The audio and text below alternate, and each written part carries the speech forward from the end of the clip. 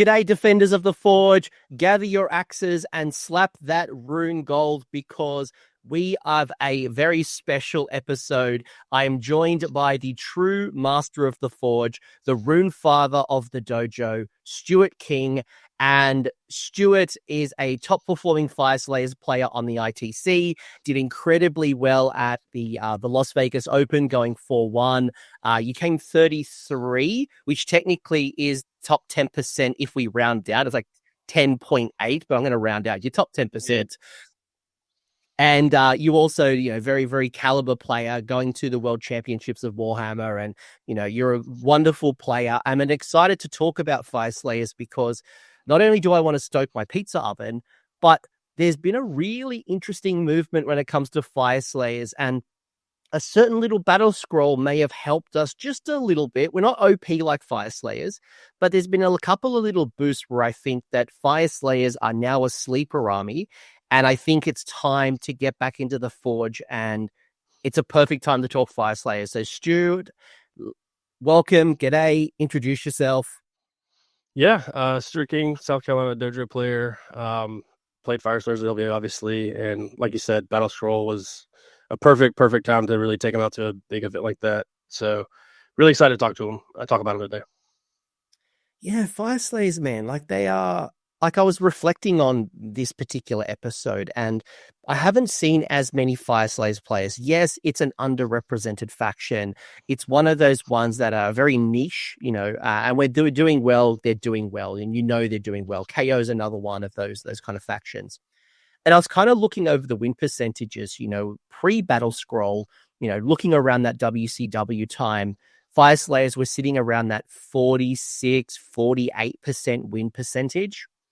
Then we had the Battle Scroll in December, and there was a couple of little boosts, no crazy points changes. And I'll get you to explain a little bit more.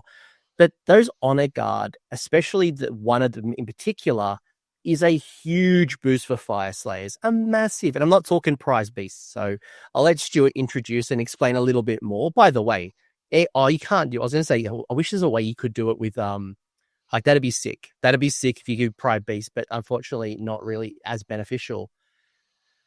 Talk to me, Stuart, about Fyreslayers and why it might be a good time to restoke the Forge. Yeah, I mean, the Battle Scroll obviously helped. The addition of Field Sergeant was a huge boon to the army. It opened up a lot of early game mobility that you really needed to play certain missions and accomplish certain battle tactics much more reliably. And then they got just enough points drops that you could almost, in some lists, slide in another unit, which I was able to do in my LVO list. And, that's a pretty wound dense, pretty dangerous unit that you can kind of get for free, or even that additional hero that you need for a Field Sergeant. So those two things kind of together were a perfect mix of pluses that then you could add to any existing list you had and really take it to that next level. Yeah, it's I represent the similar time I played my sons, right? And, they had a couple of little boosts, a couple of extra attacks here, a couple of little thing here, but collectively that has just lifted the faction quite significantly. And we are starting to see some really good performances from Fyreslayers off the back of that. And I can't wait to see people picking this up again. And it's hard, right? Because people aren't thinking about the wound density. You can put a lot of infantry on the table. People aren't thinking about dealing with Fyreslayers, and it's almost like it's not like gotcha, but it's catching people off like, oh, how do I slog through 20 of these, units? And they're just grindy, durable. They can hurt as well. So it's an interesting problem to add to the meta, and I'm all for it. It's been a long time since infantry started to dominate, and you're going to lead the charge.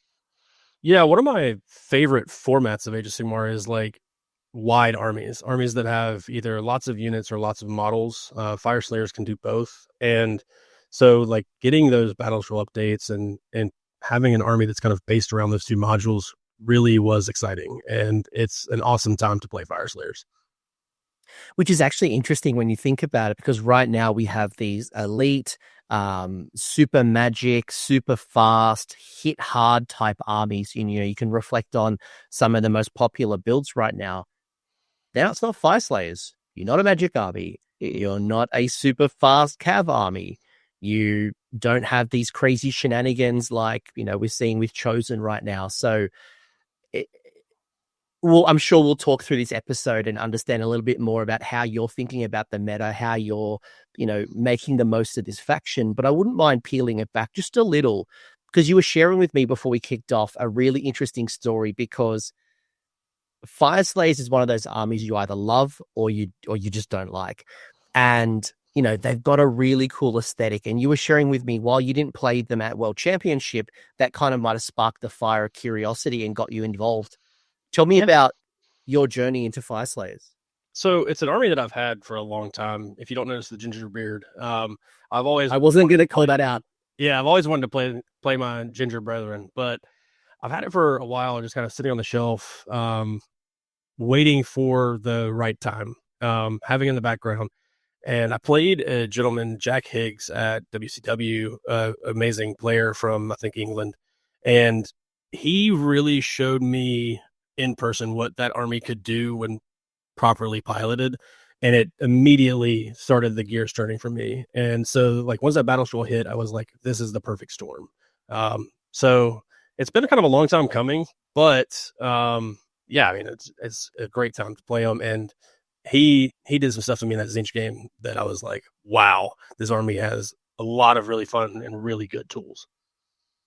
So reflecting on maybe your WCW experience and your LVO experience, and by the way, we'll bring up the LVO list very, very soon and then kind of get into the rules a little. But like, what did you learn about Fyreslayers? Because we have, it's about 8 months now since the I guess, 4th edition. There's been plenty of things that have happened, both from a meta perspective, rules being introduced, tweak changes, all of that. What have you kind of learned about Fyreslayers over these last couple of months?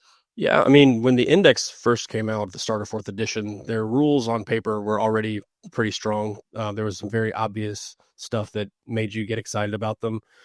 Then over that 8-month period, we've seen the meta kind of develop into what it was, at least at WCW, and now what is kind of like post this current battle scroll. And when you look at Fyreslayers now versus where they were then, it really is just the game has evolved into being able to handle very specific, I don't want to say high skew armies, but you have to be able to handle the 30 Death Riders. You have to be able to handle the Soulblight or the Chosen charges. And so having an army that can really layer itself and create the tools that it needs on a whim gives you a lot of flexibility to play against a lot of very high quality armies with basically a lot of mediocre individual models. And so as the mission packs developed and as the meta kind of fleshed itself out, Fyreslayers just kind of slowly built itself up in the background to where it is now. And then you make them faster and that army is great. Yeah, that's probably been the one critical piece, is just adding the speed, right? Because these first 6 months has been all about speed. We saw Varangard, we saw Dawn Riders, we saw everything that wasn't like Cities Cavaliers and Gore Grunters. But most cavalry was super in your face. The speed to go out, take their lands, take the flanks, seize the center. These are things that I would imagine you would struggle with prior to the battle scroll, right? Because what is your first turn battle tactic? And traditionally, and obviously you don't need to answer that, but it's if I look at some of the armies that I'm building, I have these cheap, fast units that can either seize the center or take the flanks. You don't really have them. You don't really have these fast cavalry beast, cheap, go out and go do things, go score me a couple of battle tactics. You're relying on these big blocks of troops, and Fyreslayers, and again, you tell me if I'm right or wrong, is a faction that seems to really not rely, but does better when those units are reinforced, those Hearth Guards. You don't really run those traditional smaller units, and if you do, you don't have many of them. So it's kind of like those early days really just didn't handle or it wasn't an optimum environment for Fyreslayers. How do you feel about what I said? Is that true, or is what is it? Yeah, talk to me. I mean, it's absolutely true. So when you're talking about the pre Battle Scrolls Fyreslayers, you were really locked into one battle tactic for turn one, and you had to set it up, you had to commit to it. And when you played into the speed armies, which the meta was full of, you really couldn't respond appropriately. And so like if they could take you off your game plan, you were kind of stuck. And then when we talk about like the new reinforcement rules, when we talk about like how you build your lists, the like 5 Hearthguard is enough to kill a lot of things. But if you needed those points to get 10 so that you could handle that shooting or that impact charge or whatever it is, so that you still had enough, capacity to respond. So the meta was not kind to them for the first like 6 months of the edition. It really was take hyper efficient fast units and pin people or play on the flanks and dance around them, and making this army faster with the quality of units that it has was a really, really positive thing. Because when you look at the war scrolls for this army, they are actually really efficient. They actually are really good. So it was just timing. Yeah. Yeah, I felt the same way with my sons. I'm like, it's just a timing thing. Like Nighthawk was dominating. I've got all the rend, but no mortals. I'm like, right, this is just annoying. One more thing maybe, and then I'll get to your list because I really want to dig into your LVO list and show a little bit about how you're kind of maximizing it. I imagine in addition to everything we just said, the regiment system and how most people are racing to the bottom of like 2 drops, 2 to 3 drops is kind of the sweet spot. Ideally 2 if you want to determine who goes first, who goes second, 1 if you're really lucky. But Fyreslayers isn't really a faction that handles that really well. You are someone who kind of leans more into 3 or 4 drops. Or one list will show is 19 drops. And we'll show that later. It's an absolute chad of a great list.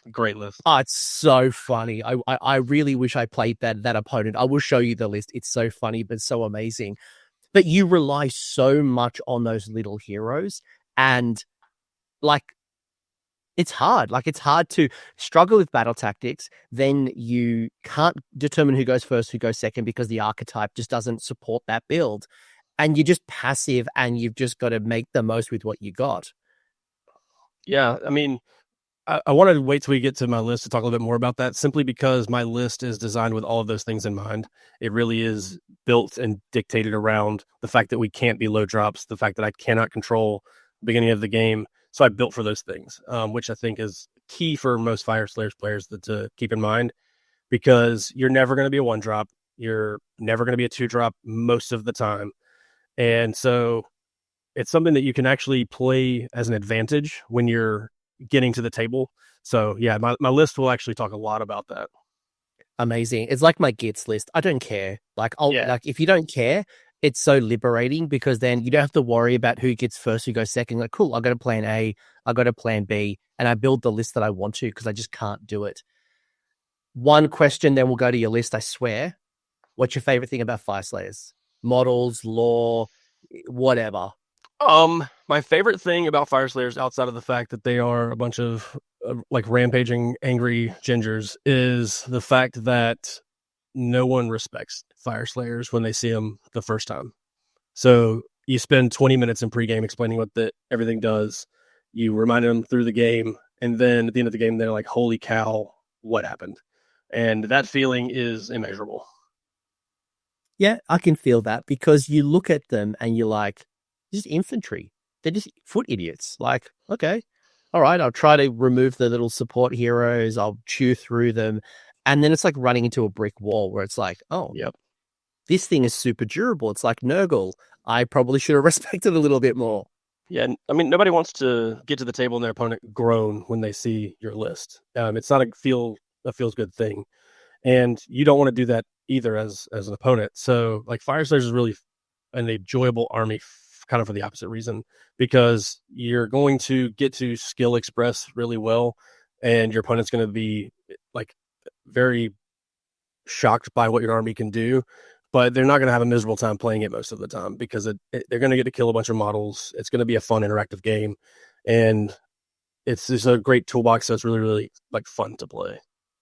Yeah, I'd agree with that. As an opponent, Fyreslayers frustrates me, but frustrates me in a good way. It's like, how do I unlock and deal enough damage to get to those centerpiece models? How do I grind through this wound density? It's almost like the Gargant DPS check. It's like, how do I grind through so many wounds that are durable in this unit? And, Yeah. like there's no crazy tricks. There's no like, gotcha moments. It's not like you got some super crazy powerful, mind you, old tunneling Hearthguard Berserkers grinded my gears. Yeah. But you know what I mean? Like, it's like they're a fun army, and I actually would like to see more of them on the table. Yeah, it's definitely not an army that's like a 2+ save army wide, 5-up ward, that crazy nonsense that you just can't do anything to. I mean, you can definitely interact with it, and it's like it's a puzzle to play and a puzzle to play against, and I think that's a great spot for an army to be.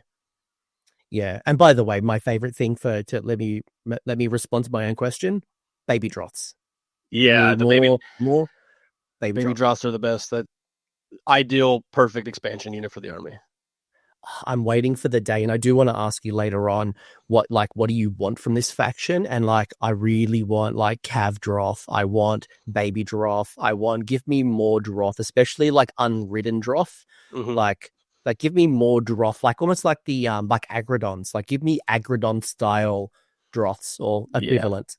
Yeah. Same mindset there. I would love like a mini like squig herd of baby Droths that do something cool. That would just be awesome to see. And they're super fun to paint and look at. Yeah. I would get into Fyreslayers for more Droths, and I almost did when Droths were the meta, where you could run a couple of Droths, and like this is like I think it was late.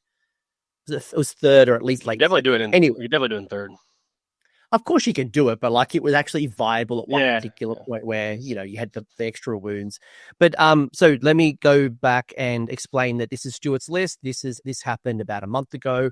So we're going to go through the list, to kind of explain a little bit about what it did, how it works, and some of the tooling here. Maybe a little bit of experience from LVO, and then we'll go through the faction pack and go, right, like, based off all the new stuff and maybe even your learnings from LVO, where do we stand? What do we like? What are our pop picks, et cetera, et cetera. But I'll read out the list and then I'll pass it over to Stuart. So it's obviously a Fyreslayers list. It is the Warrior Kin Band. You've gone the Fyreslayer Prayer Law. You've gone the Fyreslayer Manifestation Law. No surprise to anybody. It's a 3-drop list. You have the General's Regiment, which is the Rune Father, who has the Ash Cloud Rune. You've also got a Battlesmith and the Flame Seekers, the Vulcan Flame Seekers. You then have a regiment which includes the Rune Master with Ashbeard. You have a reinforced unit of Hearthguard Berserkers with the Broadaxes. You have a reinforced unit of Hearthguard Berserkers with the Poleaxes. You have another unit of the Vulcan Flame Seekers. You then have a Rune Smiter as the 3rd regiment, which has a Hearthguard, Auric Hearthguard, which is reinforced. You've got the Volkite Berserkers. Man, this is a lot of like, oh my God, give me some unique names. Volkite Berserkers with the Sling Shield, which are reinforced. And then finally, another unit of the Vulcan Flame Seekers. So I'm glad to see not only do you have one of them, but you've got 3 units of Flame Seekers, a great addition to Fyreslayers. So, Stuart, what does this list do? You mentioned that, you were anticipating the meta and you thought this list did really well at that. Explain the logic, the combinations, like what do I need to know? Yeah, so I think the first thing that I need to mention is I'd be remiss if I didn't. The LVF player pack came out before list submission and we knew what missions we were going to play. So this army was already in a good place, but playing a lot of like middle board missions really helped, not playing like Scorched Earth before the cut.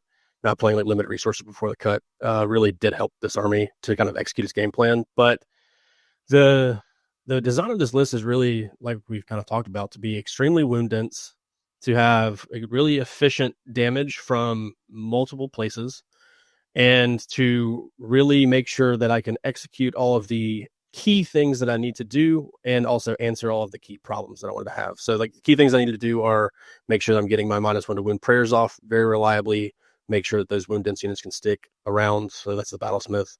And then answer the key problems by being able to basically positively trade units.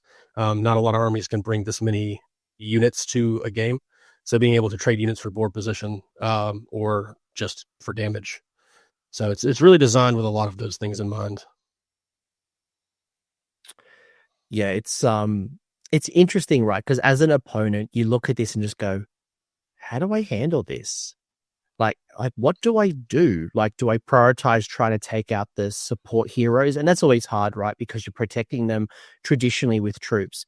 you am I going to try to chew through those wounds? And each of those, like the Volkite units or the Hearthguard, they're reinforced. How many wounds is that? The Berserker with Fling Shields is 40 wounds reinforced. The Hearthguards are 20 wounds reinforced. The Flameseekers are 18 wounds. So it's very dense units, and it's really hard to take a unit off the table in one go. Yeah, you've really got to commit to these units. I think that's the key, right? I just can't charge. And with some of these having like wards as well, like it's a big. The whole army has a 6-up ward. Yeah, like it's like death, and I don't think people think about it like death. Like, you know, when you go to death, you got to really commit to get rid of that unit, especially when you got a battle tactic of like kill the thing or not die by the thing. This is a lot. It's hard not to crack. And the war scrolls are like deceptive too. When you look at everything in the army, most of it's like 3s, -1, 1, or -1, 2. So it's pretty good. But like once you start talking about all the buffs that you can apply, all of the modifications to rend, the runes and all those pieces, like it really changes your opponent's math suddenly. And so when they go into a unit, they think they're going to do something, and then their math is way off. And they leave 4 or 5 guys there. Now they're stuck in combat. They're in a great spot to be charged for board position. So yeah, it's a really interesting puzzle. And truthfully, it's a huge death ball too. Like you can play this army in like a 24-inch aura and just roam around the table, just dominating. Yeah, and I think as well, like it's one of the armies that just synergizes so well. Like it's one of those factions that, like, yeah, there's some factions out there that the unit does the thing, they don't need that many buffs. But when you start layering the runes, the support hero buffs, you know, the various prayers and things like that, again, you talk about like the surprise. It's like, oh, this is a lot harder than I thought to crack, or this thing punches me a lot harder than I expected. And if I had my time again, I would not do that. Mm-hmm. Yeah, a lot of people learn that they've made a mistake after they're in combat, and it's too late. It's exactly right. It's so true. You're like, it's that, what have I just done? Talk to me a little bit about the Flameseeker for a second, and we will go through the all the rules and bring this to life. But you've got 3 of them, and you know these are a relatively new unit to the faction. Why 3? Because you know, why 3?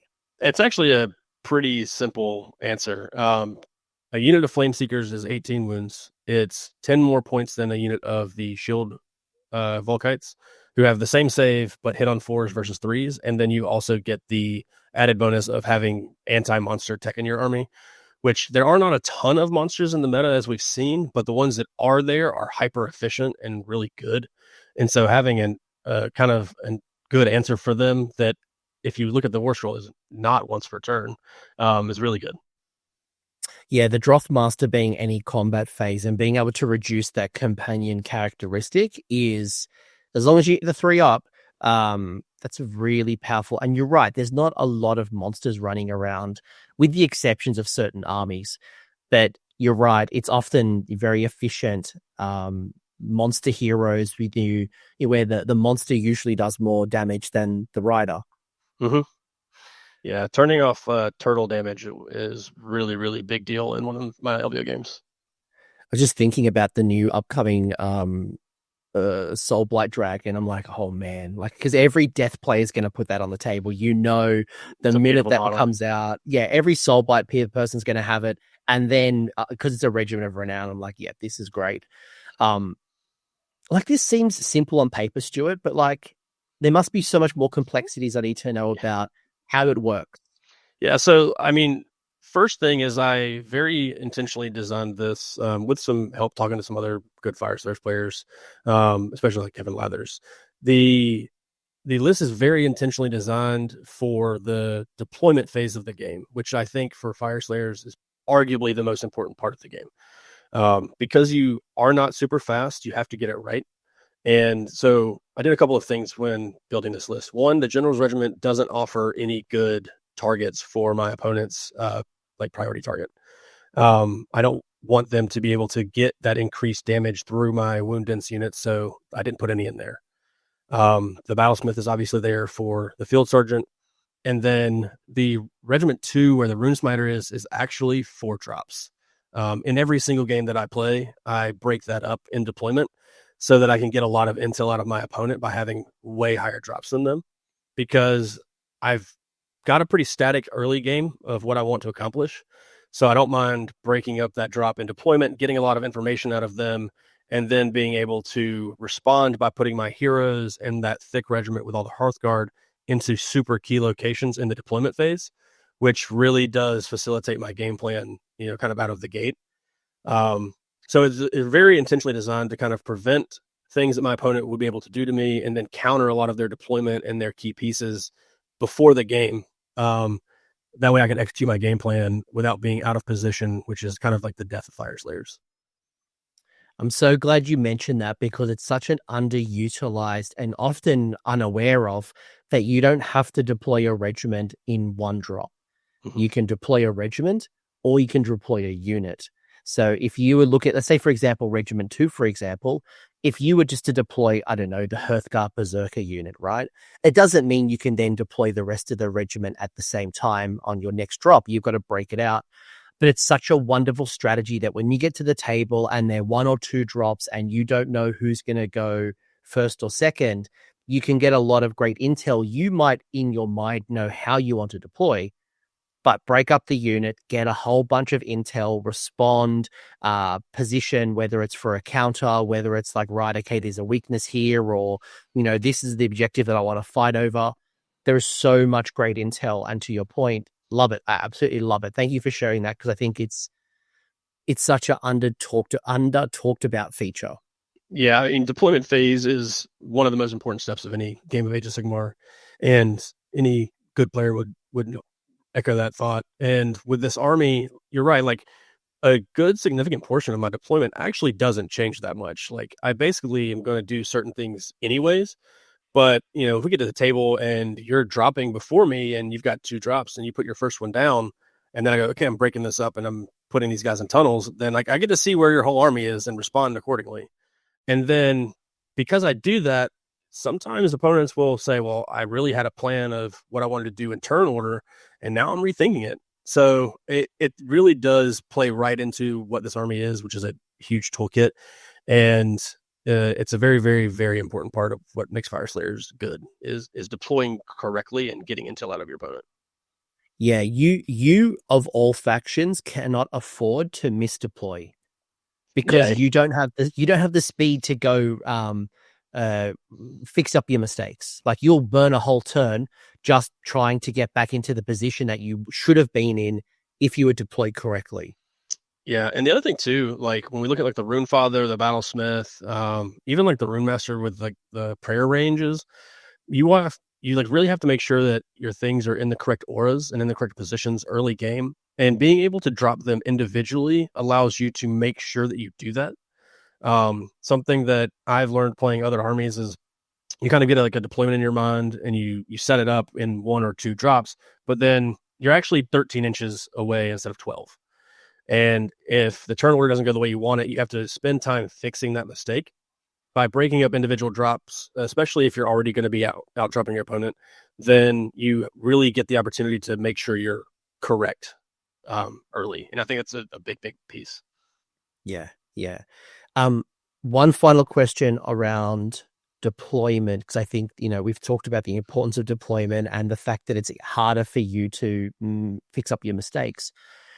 What is your average, or what advice would you give me to deployment? Now, acknowledging that opponents and battle plans and, there's going to be a whole bunch of factors, but how do I basically avoid being a bad deployer for Fyreslayers?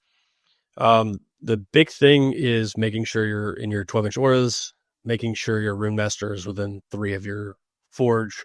Those are the obvious ones.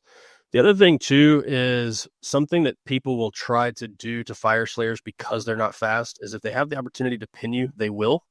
So I spend a lot of time in deployment making sure that my front line and my back line are not within 3 inches of each other, so they can't incidentally tag additional units when they charge, and they also cannot pile through my units even if they have like impact hits. So I spread that like bladed sling shields unit out pretty wide, just so that like if they want to pin me, they can hit my castle and they can like put models on it, but I'm going to be able to still break out and respond versus them accidentally tagging things that I don't want, because I can't afford to be in combat longer than I want to control. Do you deploy for any particular battle tactic, again, on average? The only tactic that I really deploy for, and it's not super hard to do, is I basically always give myself the opportunity to seize the center turn 1. So with the new Field Sergeant rules, getting from movement 4 to movement 6, you're only a 1-inch run away from the center of the board, or from the 3-inch bubble off the center most of the time. So just make sure you do that correctly, and then you can always like hero phase drop in your Rune Smiter and Hearthguard to help complete it, or run something else up there. But I always make sure I get that correct. And then I try to stay at that 12-inch bubble so that if we're playing missions like Jaws or even like Border War Battle for the Pass, if somebody steps onto middle objectives early, then I have the opportunity to do the attack on 2 fronts and go take them off of their like screen units. So I give that flexibility to myself, and I basically take the flanks in the bin. Yeah, that was gonna be my last question before we move to the rules. Was this faction feels like take the flanks is just such a put it in the bin, which isn't too bad when you've got other ones like being 4 quarters, but even then, having a unit in all 4 quarters without the tunneling in that can be tough order as well. You have so many good middle game objective or battle tactics that if you can really set up your turn 1 and execute it, the middle of the game, turns 2 through even 4, are pretty easy depending on what your opponent's doing. I'm sorry, my computer keeps going off. And then like round 5, you always have the opportunity for a take their lands. I've even done take the flanks in the end of the game because the game is naturally spread out, and so I just can, but that's because I've killed my opponent's army. So if you set up turn 1, 2 through 4 is pretty easy, and 5 is just what's going on. And for what it's worth, this army doubles a lot, so you sometimes only need 4. So you'll take the double.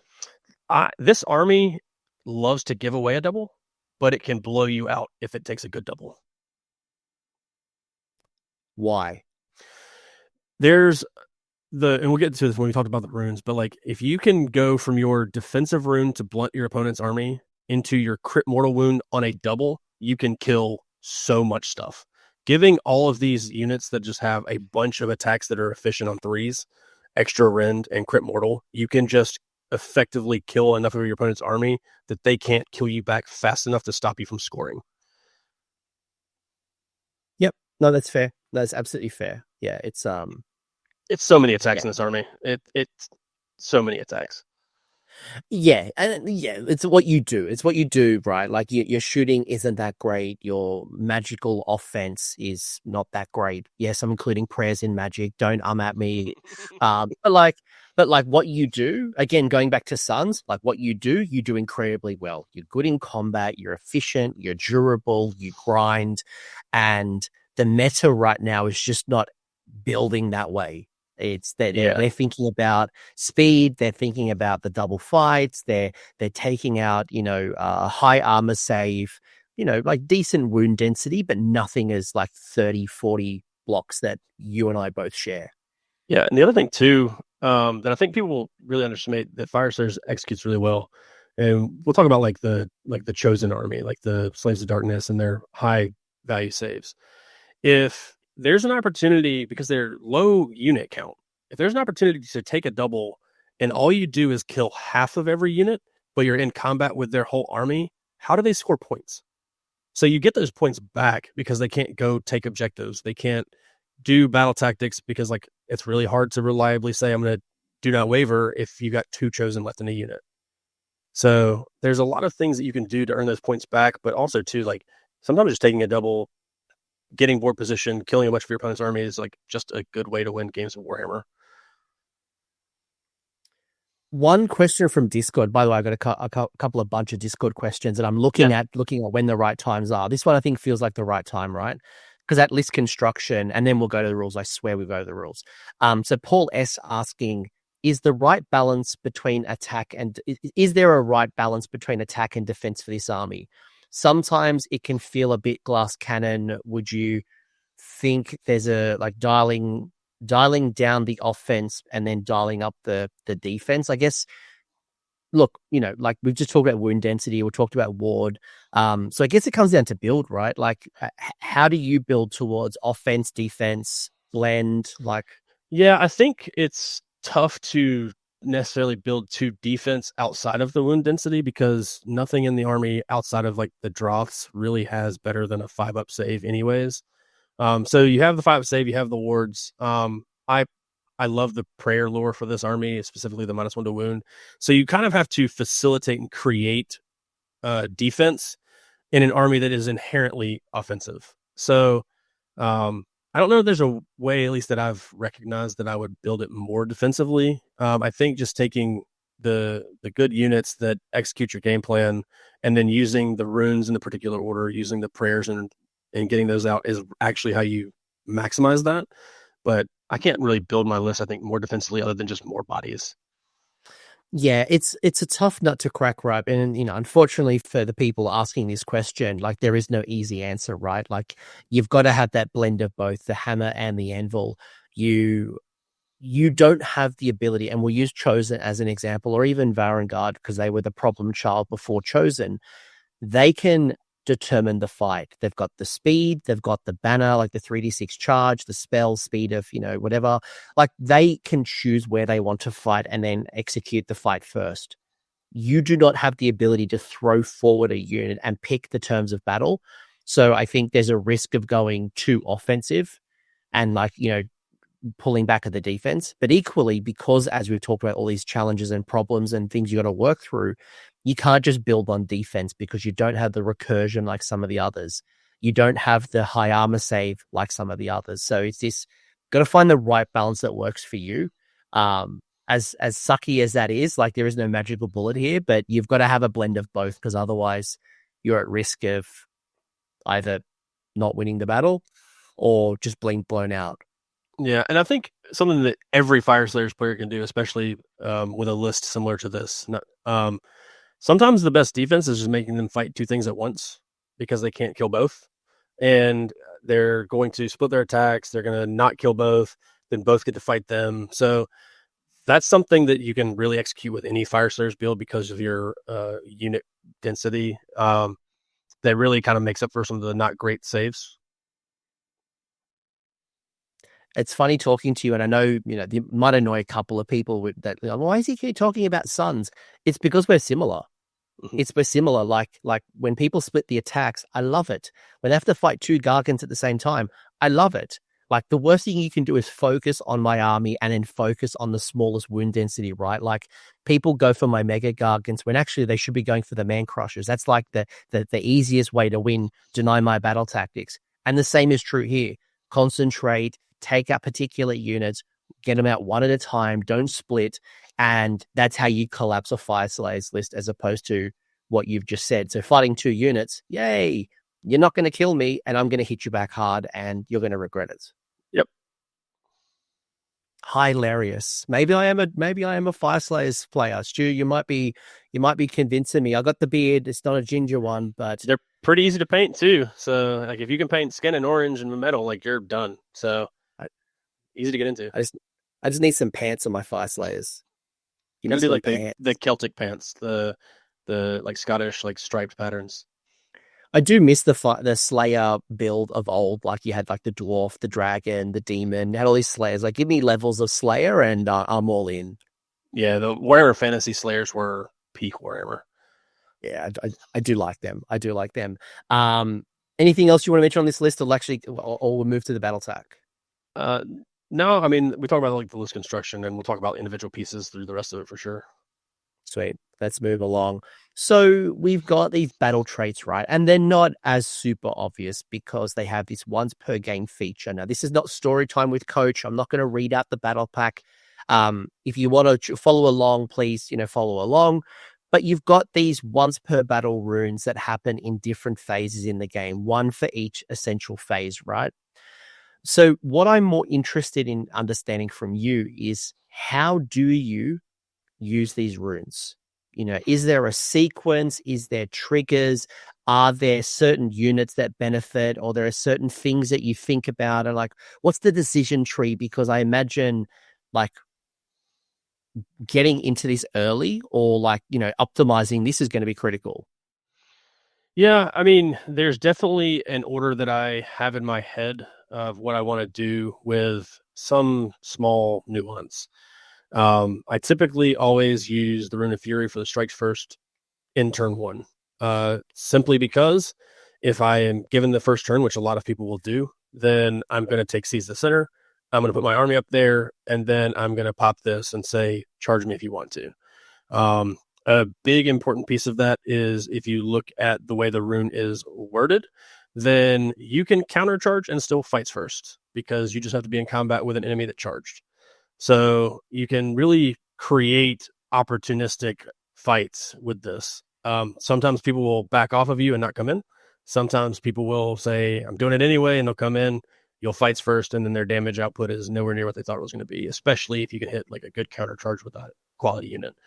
So I always start there.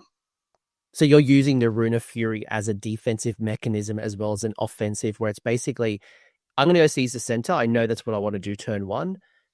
You're willing to burn this rune because fight first seems like, right, strike first seems like, all right, turn two, turn three, that's when I really want to use it. But actually, yours are using it as a deterrent to not come in. And if you do, you're probably going to get punished. So I love it. Yeah. A lot of people want to give you the first turn because they know you have to advance up the board, which means that they can put more of their army into you. So using this early and creating that deterrent, even if it just makes them pause, is a very good thing. And I find that I don't get as much value out of it later. And the reason for that will be when we kind of go into some of the other runes, because I'm going to build my defenses over time so that when they do commit, then maybe they held off. When they do commit, they still bounce.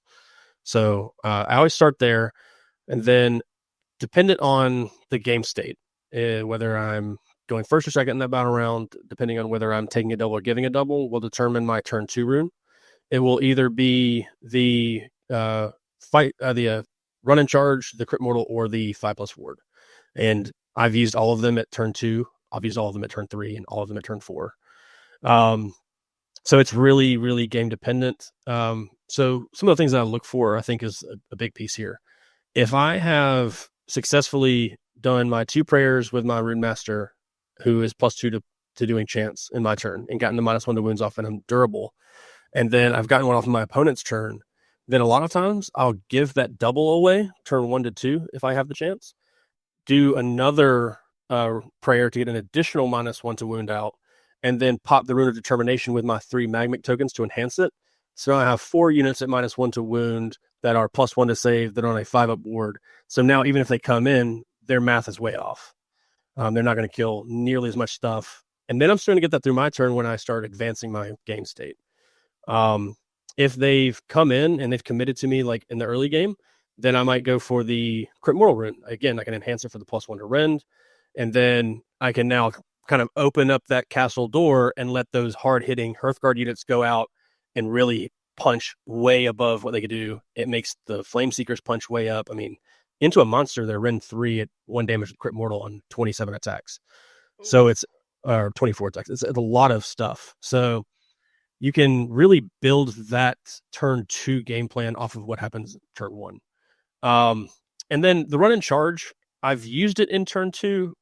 Typically I don't, though. I typically want that for the late game when I now need to spread out on wider missions. So I'll run and charge so that I can take these like wound dense 10 model units and kind of like get some places, and then I'll like auto run the Rune Father so he's giving extra aura of like OC control around. Rune of Farsight is typically late game just to like snipe things. It's really good. Like, it's actually undervalued. It's just not as good as the other 4.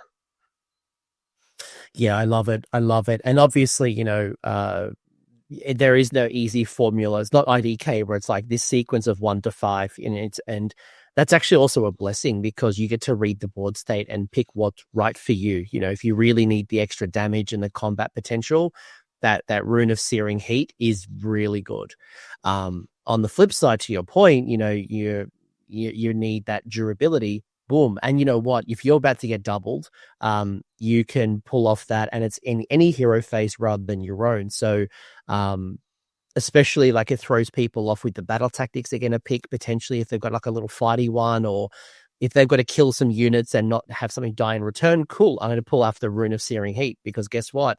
You're going to fight me, you better kill the unit, because otherwise you might drop something. So there's a psychological benefit here as well. Yeah, the runes, because they're all once per game, and 3 of the 5 trigger any time or any turn to that dependent phase, your opponent has to plan for all of them all the time. And so, especially like the Rune of Determination with the potential +1 to save, but the 5 ward, because it's hero phase, your opponent has to pick a tactic without knowing that information. So there's a lot of times where your opponent is going to sit there going back and forth, like, do I take another passive turn and not engage him because I can't do a Do Not Waver, or I can't do a Ordained Charge, or whatever it is? Or do they just say, I'm going to go for it, and then you're charging like Volkites who are on a 4-up, 5-up, -1 to wound before all defense, 40 wounds deep. So you really get to just ask your opponent a lot of questions. And that's the true power of these runes, is that they have to think about all of them all the time, the entire game. Yeah. It's fascinating, right? Because most people probably don't know their armies as well as they should. So like what is the expected damage, right? And if you're going to go kill the thing as an example, can my unit kill the thing when it's got a 5-up ward? You put one of your command tokens away, so you're like, right, this is automatic all out defense. If I need to redeploy, like there's so much shenanigans that kind of comes in that you'll throw people off. People off. Yeah, it really changes the math, like the way you facilitate the stuff. And sometimes too, like, again, talking about that Do Not Waver turn, right? They're going to Do Not Waver, so you're going to pop your rune, but they're planning to kill that one unit that didn't have the -1 to wound on them. Well, if you're next to your forge, that Rune Master is still a net +1 to chance in your opponent's turn. You just need a 3. If you hit the 3, now you're -1 to wound. Well, let's say you're like, Ideneth is an example that wounds on 4s naturally. Well, now they wound on 5s. Even like buffed up eels, a ton of dice, it's still hard to kill 20 wounds on that profile. So there's a lot of good ways to get +1 to wound, right? Like that is a really punishing. Yeah, it's really punishing. Powerful. And the fact that it's unlimited is amazing. So good. Anything else for the battle traits? I think for me, just like they're obvious on paper, but it's learning about when to use it at what time. And I think even just like the Rune of Fury, I wonder how many people were thinking about it as a turn 1. I wonder, and obviously I don't have no data, right? I can't see when you're all picking it, but like on paper, you probably think, oh, I'll do it turn 2, right? I've advanced up the board. If I lose the double, someone's going to charge me. But the fact that you've called it out as a deterrent for turn 1, I love it. Well, the other thing too, like talking about like list construction, we talk about taking turn 1, seize the center as a really good achievable battle tactic. Well, if you're doing that with Arc Hearthguard, who are range 12, their guns, when they hit you with critical 6s, reduce your movement speed. So you can hit one of their better units, reduce their movement speed a couple of inches, and then pop this, and now their best unit can't even get to you maybe, or it's going to have to work harder to do so. And so it really does just, I think it's the best turn 1 rune. I'm happy to be proven wrong, but I've never regretted it. Unless the only world I see, maybe I pop, let's say the Rune of Determination is maybe the slaves build, right? Yeah, certain things like just going to crash. Turn 1, they take it, they're ultra aggressive, like Stormcast come from the sky, 3d6 charging slaves. They're going to try to get you ASAP in top of turn 1, boom, 5-up ward. But outside of that, I probably agree with you. Yeah, and there's definitely ways if you're playing into those armies where you can still even control that. Like if you screen properly and you set up a good counter charge, if you do want to send Chosen in, they do get to fight twice. But if I get to fight first with 2 units and you have half of a unit left, it's still not as damaging. So I have used Rune of Determination, I think, once in turn 1, but I typically am like Rune of Fury is just so good. But hey, like to each their own. If somebody finds something that works even better, I'm all ears, because this army is super fun and the toolkit is the best part. Yeah. It's for players who like to counter or respond to their opponent. If you're someone who likes to have these like 1 to 5 do the thing, go play Daughters, go play Deepkin. This is the ultimate toolbox, and why you're slowly convincing me more why maybe I am a Fyreslayers player after all, despite looking like an ogre or a gargant. What are your favorite picks when it comes to battle formation? We obviously saw the warrior Kinbad in the LVO list. Are the other 3 on par? Are they like, we haven't really talked about Magmadroths yet, so like where are they at? Talk to me about the others. Yeah, I think there's 2 that are equal depending on what you're running. Obviously, if you're running Magmadroth, the Scales of Volcatrix is very good for like increasing the durability of those models. And it's the obvious choice if you're running like 5 or 6 of them. And I would put that like on par with Warrior Kinban if you're running a bunch of infantry. I've seen Forge Brethren out there. I haven't actually run it. I don't hate it. Like what it does is really good, but I find myself teetering on that line of crossing out of my territory too often. And some of the missions have like funky territories. So it's good, but like the universal quality of Warrior Kinban outscales it. Lords of the Lodge, I haven't used it ever, and I can't convince myself to do it. I like what it does, but it's just not +1 to wound, which is a really, really hard buff to access. Yeah. I think Forge Brethren is really good, just not in this season. If it said like +1 to save while you are not in enemy territory, it would be significantly better. Like significantly better. We talk about like building that durability. I would take that. But while it's only wholly within friendly territory, even if it was like not wholly, like what it does is amazing. It's just limited by the mission pack. It really is. Correct. And there's a lot of missions that have neutral territory where you don't get the benefit. And there's so many battle tactics. We talked about the challenges you have with battle tactics. The minute you go into that, what's the one where there's like 4 quadrants? I haven't played Order in a while. They have one idiot in Reclaim the Realms. That's the one. Like, boom, you can't do that. Like, you don't get you can, but you don't get the benefit when you're going through the battle tactics. I think the challenge is it just conflicts with battle tactics. So I think maybe next season when the battle tactics are out, let's see what comes up. But yeah, I mean, depending on what the missions are, is going to create more or less value in that one specifically. And there's a world where it's actually an argument that it's the best one, but it's going to be dependent on the missions for sure. Yes, sorry, I'm saying in addition. So I acknowledge your battle tactics, your battle tactics and the battle plan. So it's just that combination of 2 makes it harder.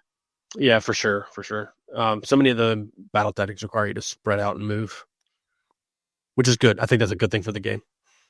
Yes, it just doesn't complement this very well. Correct. That +1 to wound, delicious. +2 health, delicious.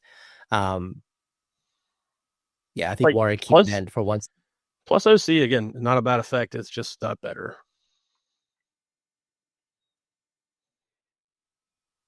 Yeah, because you've got so many models in the units, I just don't know if I need +3. Yeah, well, one of the things, because it says like friendly heroes, that you'll see like even in my list, but a lot of like lists that your Fyreslayers are going to run are going to take a Rune Father and a Battlesmith. So there's a lot of situations late in the game where like the Rune Father in round 5 is a bunch of OC and can take it from medium-sized units who are like OC1 each. So that effect isn't terrible. Like being able to be +3 and not take negative modifiers, which is something that a lot of armies have access to, is like negative modifiers, is a good effect. Again, it's just not +1 to wound. Like, I would take +1 to wound in every army in the game. 100%. And I think the key is like, why would you take a battle formation that mostly benefits you in turn 4 to turn 5 when really +1 to wound would be 1 to 5, and maybe it's like, the best defense might be offense. Well, guess what? If I kill more of your more of your troops, then I don't need to worry about the +3. But obviously, it's not bad. But yeah, when you've got +1 to wound, it's hard to walk away unless you're going heavy droth. Correct. Yeah. It's who knows? Who knows what the future world looks like? It's not bad. It's just not +1 to wound. But yeah, Right. any faction would take +1 to wound. Oh, not my sons. They mostly wound on 2s. But outside of that, yeah. Yeah, I mean, every faction that has access to it needs it, wants it for sure. Every normal faction. But yeah.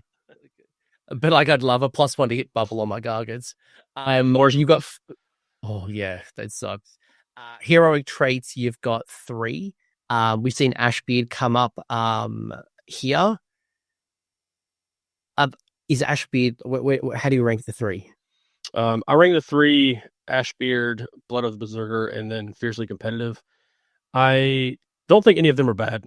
It's something that I'm pretty happy about with this book is battle traits, heroic traits, all the things are pretty good across the board. Ashbeard, I found to be clearly the best. A rune master that can get off your very important prayers on 2-ups is amazing.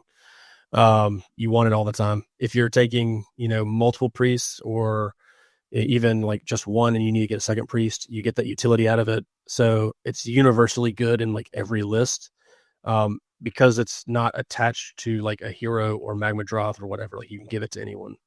Blood of Berserker is also something that Fyreslayers like. They want +1s to charge. They're already playing inside of Holy 12 bubbles. So there's a lot of, world where if we get back to the old days of like being able to take a second trait or anything, like that would be something I would consider. Fiercely Competitive, also good. Fights first is a good thing. The second half of the thing, whatever, but it's okay. I won't say it's a bad heroic trait. There are definitely worse out there. I guess the second part of Fiercely Competitive is it means that you put the command point for all-out defense on that hero and still get the benefits of all-out attack, right? Yeah, it's basically if you're in combat, you get strikes first, and then because if an enemy uses all-out attack, then you also get all-out attack. So it's not a bad effect. It's just so situational. Like, I have to be in combat with a hero that's not super tough. My opponent's going to all-out attack, which makes it more likely I'm going to die. I guess I get fights first, but my fights first, I don't know. It's whatever. Yeah. It's overly complicated. Yeah. It's overly complicated, and it's like, do I really need this? I tend to agree with you, Ashbeard. Even Blood of the Berserker. I think your prayers, both your prayer lore and obviously your invocations are good. So either getting an extra priest when you're not a priest or getting plus to the chant is just better. Yeah. But there's a world where, Blood of the Berserker, maybe you're going all Droths and you want to. I mean, I don't know the exact list that we have at the end of this, but like that's a list that Blood of the Berserker would be perfect for. Yeah. Oh, the 19 or yours? Yeah. The 19. We'll get to that. This is peak Chad. Yeah, I think to your point, all 3 of them are good. Ashby is probably strongest, then Blood of the Berserker. Fiercely Competitive is overly complex. Yeah, I don't know. It's fine but complex, but I mean, you're taking Ashbeard most of the time. It's a niche of a niche that I don't think I quite need it. What about these 3? I do see a lot of Ash Cloud Rune, and even Droth Helm. I see them popping up a few times. Even the draft of the finest mag malt. It's a once per battle. I'm not the hugest fan of once per battles, but when you do, it's gonna absolutely slap. Yeah, for the OG Fyreslayers players out there, once per battle is the name of the army, so they're pretty used to this. I'm preferential to Ash Cloud Rune for sure. It answers a problem that Fyreslayers have very, very eloquently, and the timing on it is even better. So I think it's the best to put into most infantry lists, and like obviously not a Droth list. Drought of Finest Magmalt is a Droth list trait or artifact. Like, it fits perfectly on your superhero melee Droth. Droth Helm does too. So I think you have the infantry one that answers a problem that the army has, and you're always taking that one in infantry builds. And then I think you can take the other 2 situationally, but also are very good for the other side of the battle tome, which is the Droths. What are the types of units that you want to protect with Ash Cloud? So there's a couple of things. Because, again, when you talk about like bubbles and auras, that the whole within 12, which your army wants to be already, is the perfect size because you can protect your whole army. You trigger in your enemy shooting phase. So going back to like the turn sequencing, there's a lot of times where I'll give that double away into like a 20 Sentinels list or a heavy Blissfarms list because now they can't shoot me twice. So I typically use it just to protect the whole bubble, but the primary function of it is to keep my screens up so that they can't penetrate into my castle and tag things I don't want. I don't want like Sentinels to accidentally roll well, kill 14 of my like screen, and now like they can hit Hearthguard Berserkers. So it's just to allow me to advance my board state and protect those soft middle pieces and keep my screens alive. But you can really manipulate how you do it by going first, setting up, taking second turn, triggering this, winning the double, giving it away, popping your rune, and being like, good luck. You can't shoot me, and I've got all these defensive buffs. When you say screen, are you talking of Flame Seekers? I typically Flame Seekers and the Volkites. However, I also use Hearthguard as screens because they have shoot and combat. Nice. I was going to say, I'm sure the screen changes often, but for the context of this discussion, people are like, what's the screen? Yeah, I typically build like an upside down U of like Flame Seekers on flanks, and then the 20 Volkites in the middle, and then I interweave the Hearthguard in the middle of that so that they have to take a Overwatch or a covering fire on the way in, and then fight multiple units. But it's pretty much that. Yeah, love it. Love it. I tend to agree. Obviously, if you're purely infantry, Ash Cloud does seem like the go-to. And then depending on the style, if you're going heavy Droth, I almost feel like Droth Helm would be the one that you would do. If you're just going like 1 or 2 Droth, exactly. Then you go Magmalt. Yeah, Droth Helm in a mono Droth army or a predominantly Droth army is obviously the best one. +1 to hit on their companion weapons is incredible. And then if I'm taking like 1 Droth or maybe like 2 Droths and a shooter mix or something, like the Drought is certainly something I consider. If I'm playing like a mixed arms army and I'm taking certain Berserkers, like the Drought makes them super, super killy. Like the Doomseeker that gets +3 attacks and double damage will kill anything. You just got to protect it. That's the key, right? You've got to protect it. It's a seeker missile. You just send it out, let it kill the thing, and then let it die. Reminds me of the old Auric War Clans book when you had like the mega boss with Mighty Destroyer. Not Mighty Destroyer. Was it the axe? Like you just the big axe and the teleport. You just like drop it down, nuke something, and die.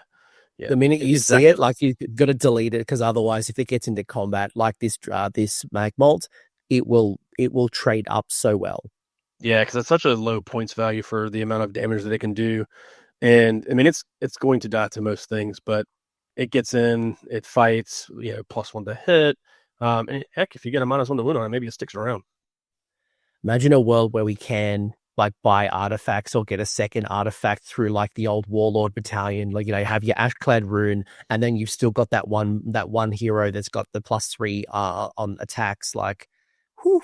Yeah, I mean, if we still had if we were still playing 3rd edition, where we could take the extra one, I would take this one right now and just slap it on a Rune Father who's going to be with his little retinue and just go to town. Yeah. Especially when you add like the some of the other abilities that are happening right now. Yeah, because I mean, with that one prayer that we have that only works on heroes, you can make him fight twice, so he blends. Speaking of prayers, which are the ones that you like? What advice would you give me from like a prayer perspective? Because we do obviously have a manifestation law as well that I'll talk to you about in a minute. But are there ones that you seem to lean into more than others? With my particular LVO list, Prayer of Ash was the go-to all the time, forever. You get that off as many times as you're legally allowed, and you keep your army alive. Prayer of Grimnir's Fury I used a lot, surprisingly. Late game, when you've got less units available to you, you can take a Rune Father or even a Rune Master or a Rune Smiter. They still hit okay, and give them fight twice and send them into things. And they can kill enough that with that like late game OC manipulation, they can steal points from people, or just go like fight about equal to 10 Volkites. So I used the Prayer of Ash every time I legally could. I was always spending a CP in my opponent's turn to try and chant this with the +1. You want it as many times as you can. I would drop the Rune Smiter in and immediately put it on the Hearthguard. And then I use a lot of Grimnir's Fury. The Magmadroth one is good. I just didn't have any on my list.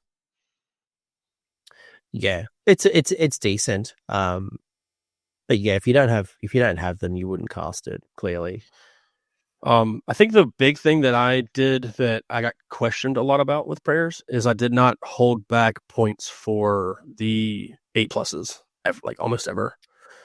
Oh, because you'll trigger them as soon as you can. So the runes want those Magmic tokens so badly, so badly. So whenever my Rune Master is chanting, if I get a successful chant, I want that token. So I don't really want to hold the points. And if he's chanting +1 to wound, then that's great value. If he's chanting a manifestation, then maybe I do, I get that manifestation out for extra damage or extra shooting or whatever. But I really try to get those tokens. Now, if I'm using the Rune Smiter and I roll a 3 and I need a 4, I'll bank those. And maybe I get 5. But even then, the next time I go, I'm still going back for the Prayer of Ash. So if I get it, I'm going to take it. Yeah. Yeah. No, I can see that, because there's that. I wouldn't call it a trap, but there's that, you roll a 5 and it's like, do I just hold out a little longer? But what if you roll a 1? Yes, that's the risk. Yeah, it's never worth not having -1 to wound to get potentially -1 to rend and only 1 Magmic token. It's never worth it to trade that. Yeah, that makes sense. So in most cases, you'll just, as soon as you cash it in, you'll take it, as opposed to going for the 8. Yeah, even if I'm +2 and I roll the 6, if I get the 8, great. But if I get a 5 and it's 7, I'm just taking it, getting my token, moving on about my day. Because if the next time I go, I roll a 1, then I've wasted 2 prayers for nothing. Will you use magical intervention to pop a prayer off in every turn? Phase? Every turn. We talked about the value of +1 and -1 to wound, and you cannot overstate it. There's times where I've been so command point hungry that I haven't had the ability to, but if I have the command point there, I'm basically always doing it. I play a certain style where I think that I lean into just doing the good thing as often as possible. Trying to be efficient, I guess you could call it.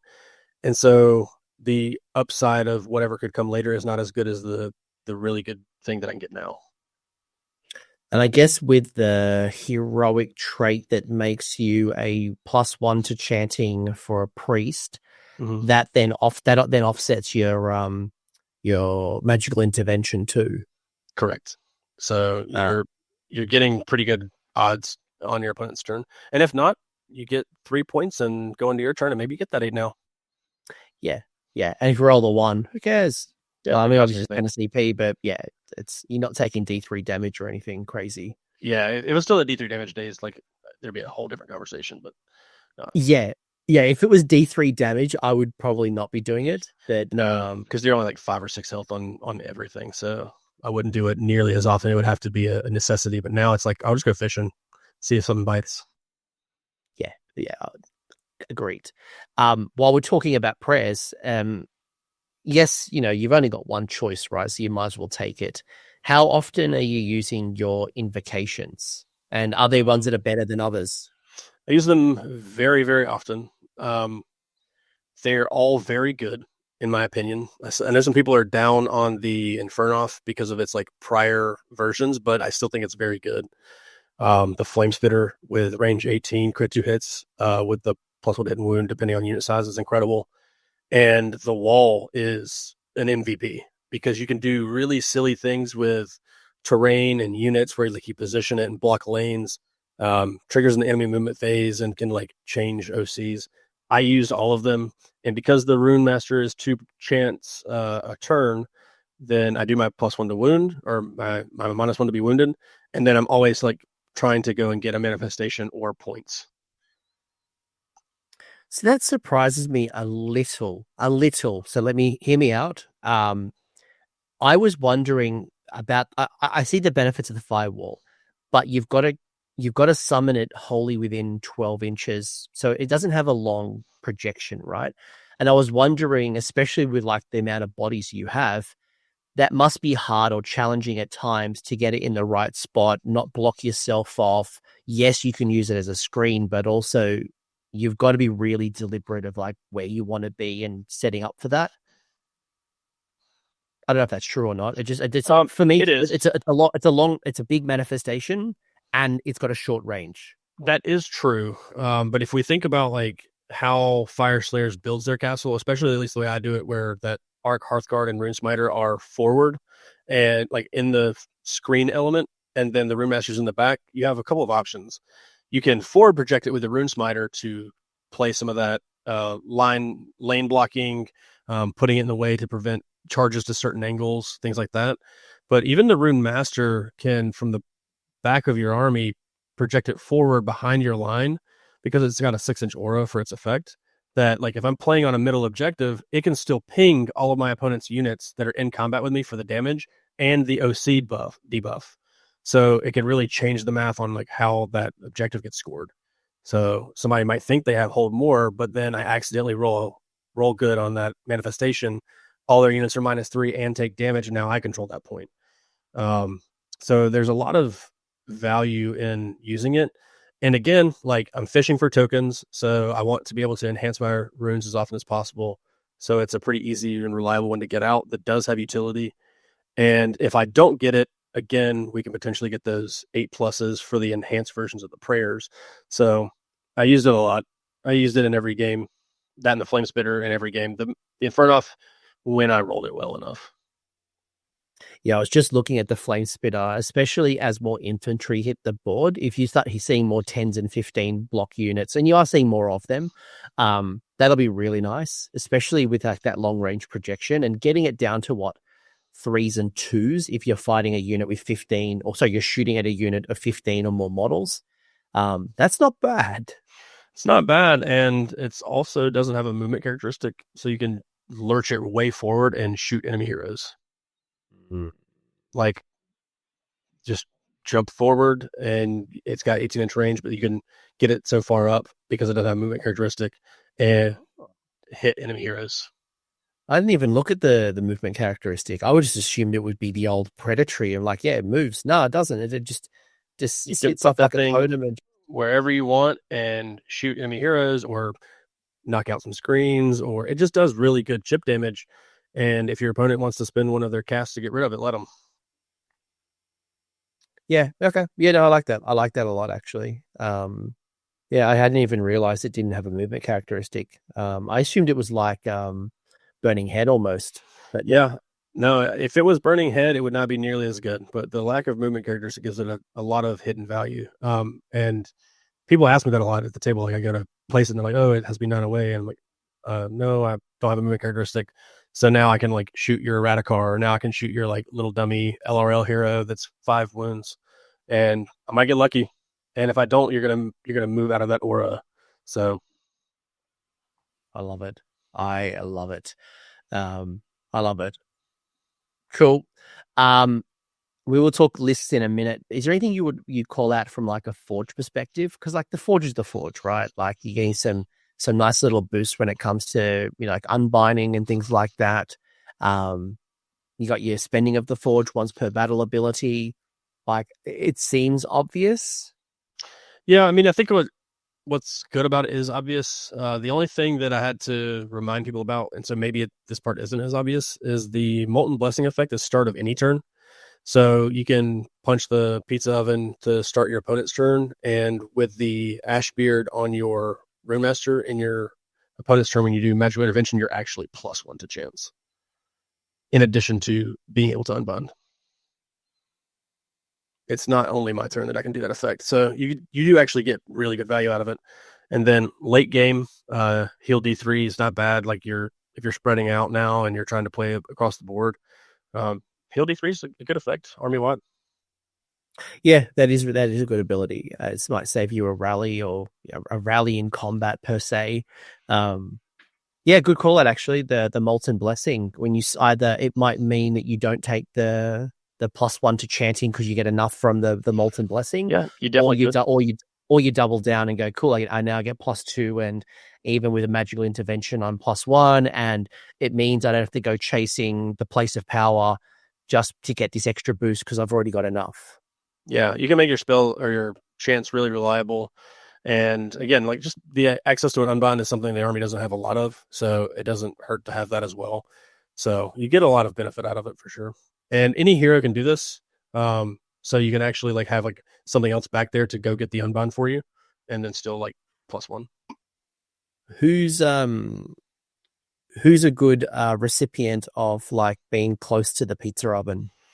For me, it's always the Rune Master because I always want the +1 to chance, but there's no bad choice. In the early game, especially if you're playing like a forward deployment where you have like half the table and you're only 9 inches off the center line, because of where you can place this, you can have like a Battlesmith or really any hero like be there and have an unbind. And it's just tanky enough that like people can't easily snipe it away from you. Like a 3+ with 8 health is good. So and also like please devote resources to killing this thing. That's not my models. So and it has a ward, right? It also has a ward, doesn't it? It does. That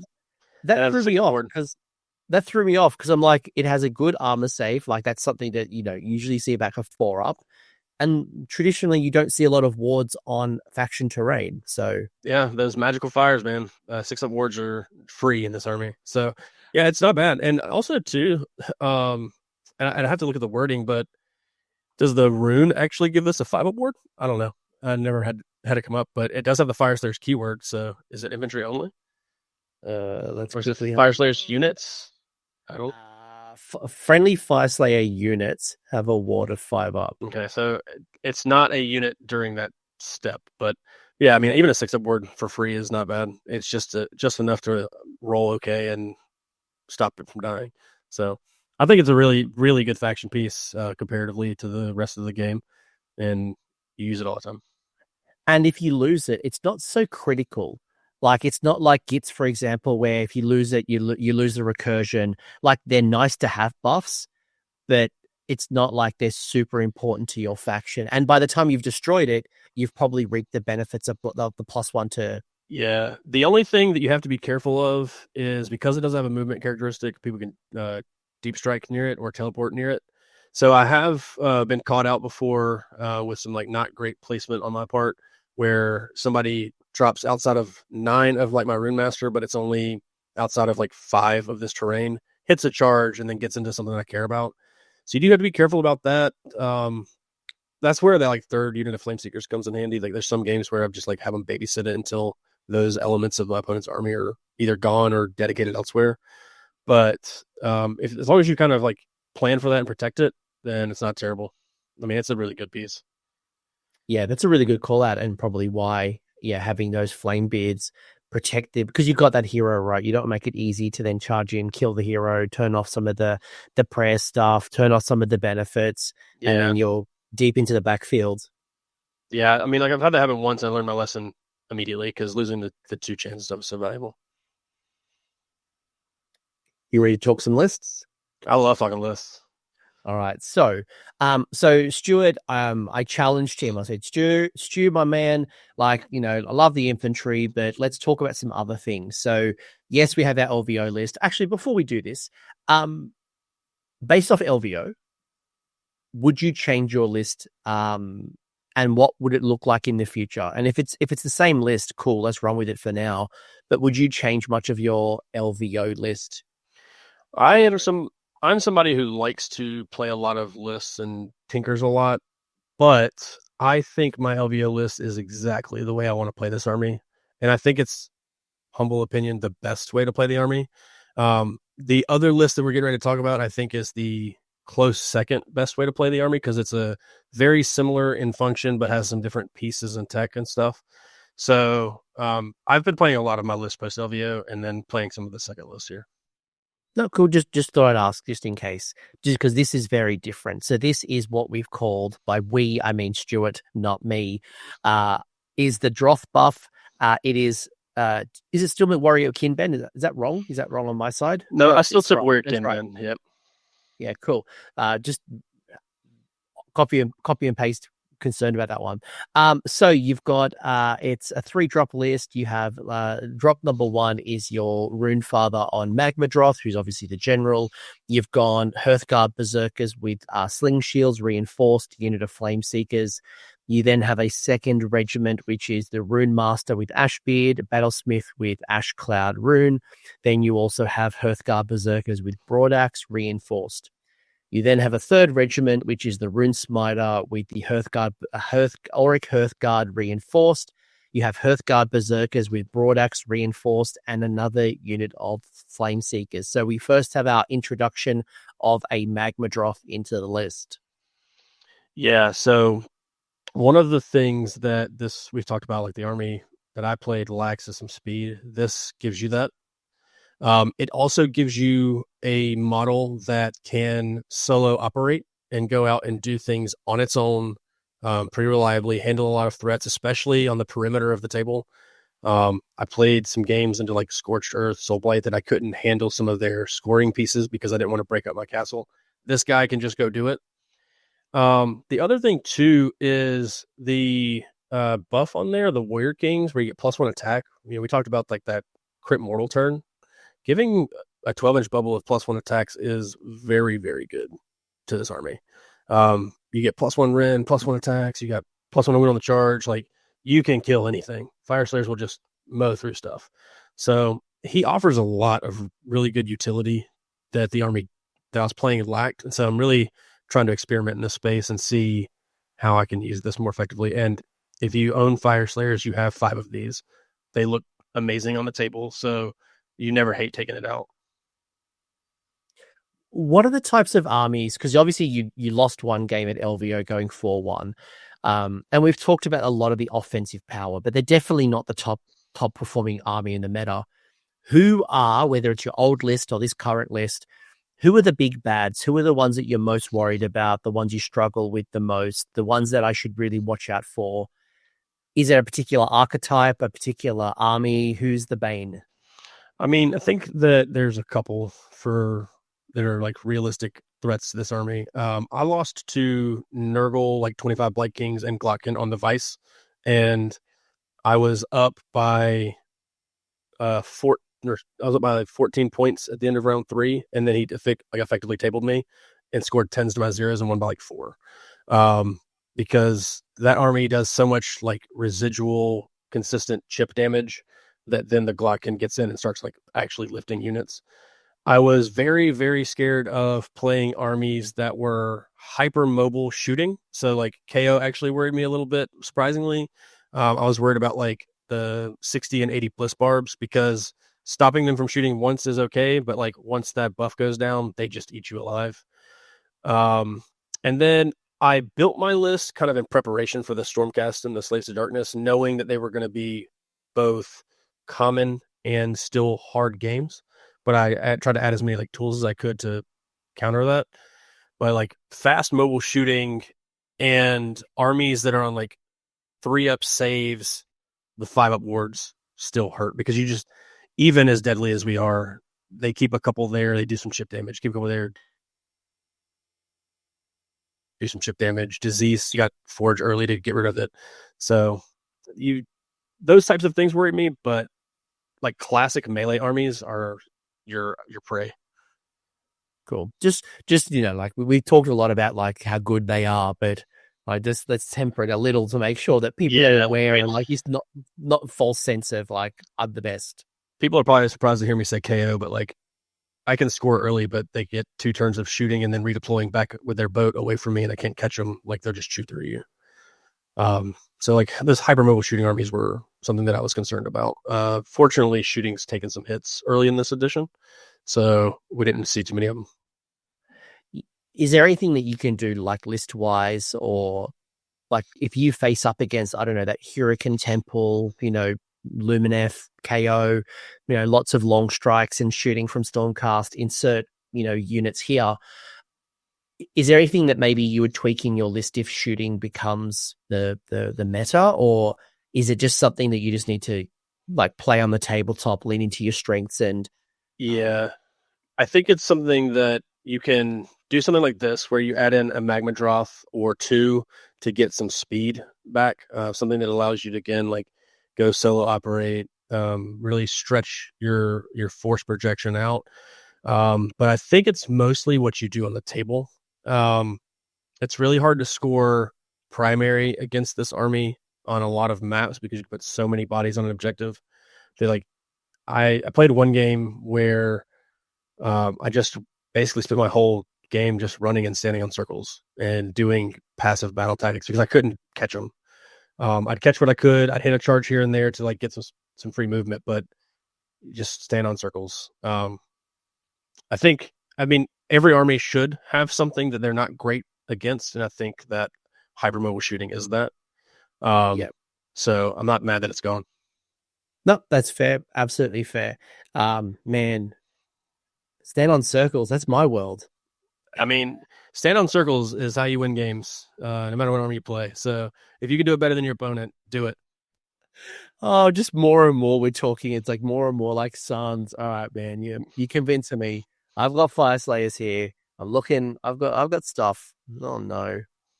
I'll tell the wife now. I've got a new army coming. But this list. So this is a list that was ran at Australia's largest event, so happening at the same time as LVO, called Call to Glory. This list didn't do that well. So let me just temper your expectations. I think it went 1 and 4. Scott Moss, you can respond to me and tell me later if I was wrong. I'm pretty sure it was 1 and 4. But I look at this list and it's glorious. So maybe you could talk to me a little bit more about how it works and maybe how you could make it work in the future. But very much, it's 19 drops. That's correct, folks. You have it's a 14 drops. No, it's like insane, right? Get new numbers. You've got the Rune Father with the Ashclad Rune, the Doomseeker. You then have a Rune Father with the Blood of the Berserker and Doomseeker. You then have a Doomseeker. Then you have a Doomseeker. Then you have a Doomseeker. And then you have like 14 Doomseekers as auxiliary units. So we're at like, this is just Doomseeker insanity. What the F is going on here? Why Doomseekers are we spamming versus everything else? And how do you think this list worked and how could you make it better? Like if someone, like there's some mad person who's got this many Doomseekers. So I love this list. It's 4 and 1 in my heart. This list is amazing.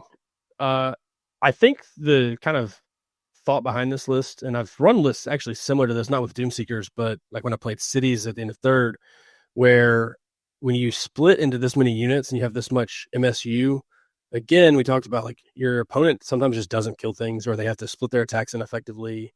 You can kind of like do random things.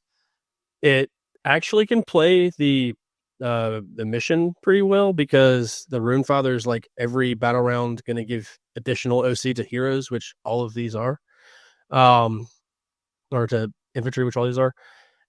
It's kind of like a very interesting list. You pregame buff all of them against something, you yeet them at your opponent in waves, like here's 4, here's 4, here's 4, and just see if they can kill through it fast enough. I don't know how it survives anything because it's all like 5 up save, 5 wounds, but it's fun. And actually I thought about it when we talked before, like I don't own this many, but I could just use Auric Hearthguard and call them Berserkers, and who would know? It's insane, right? Because like when you look at the rules that make this work, right? So you've got the Oathbound rule that you get +1 to hit and +1 to wound when you pick an enemy unit that's the unit's quarry.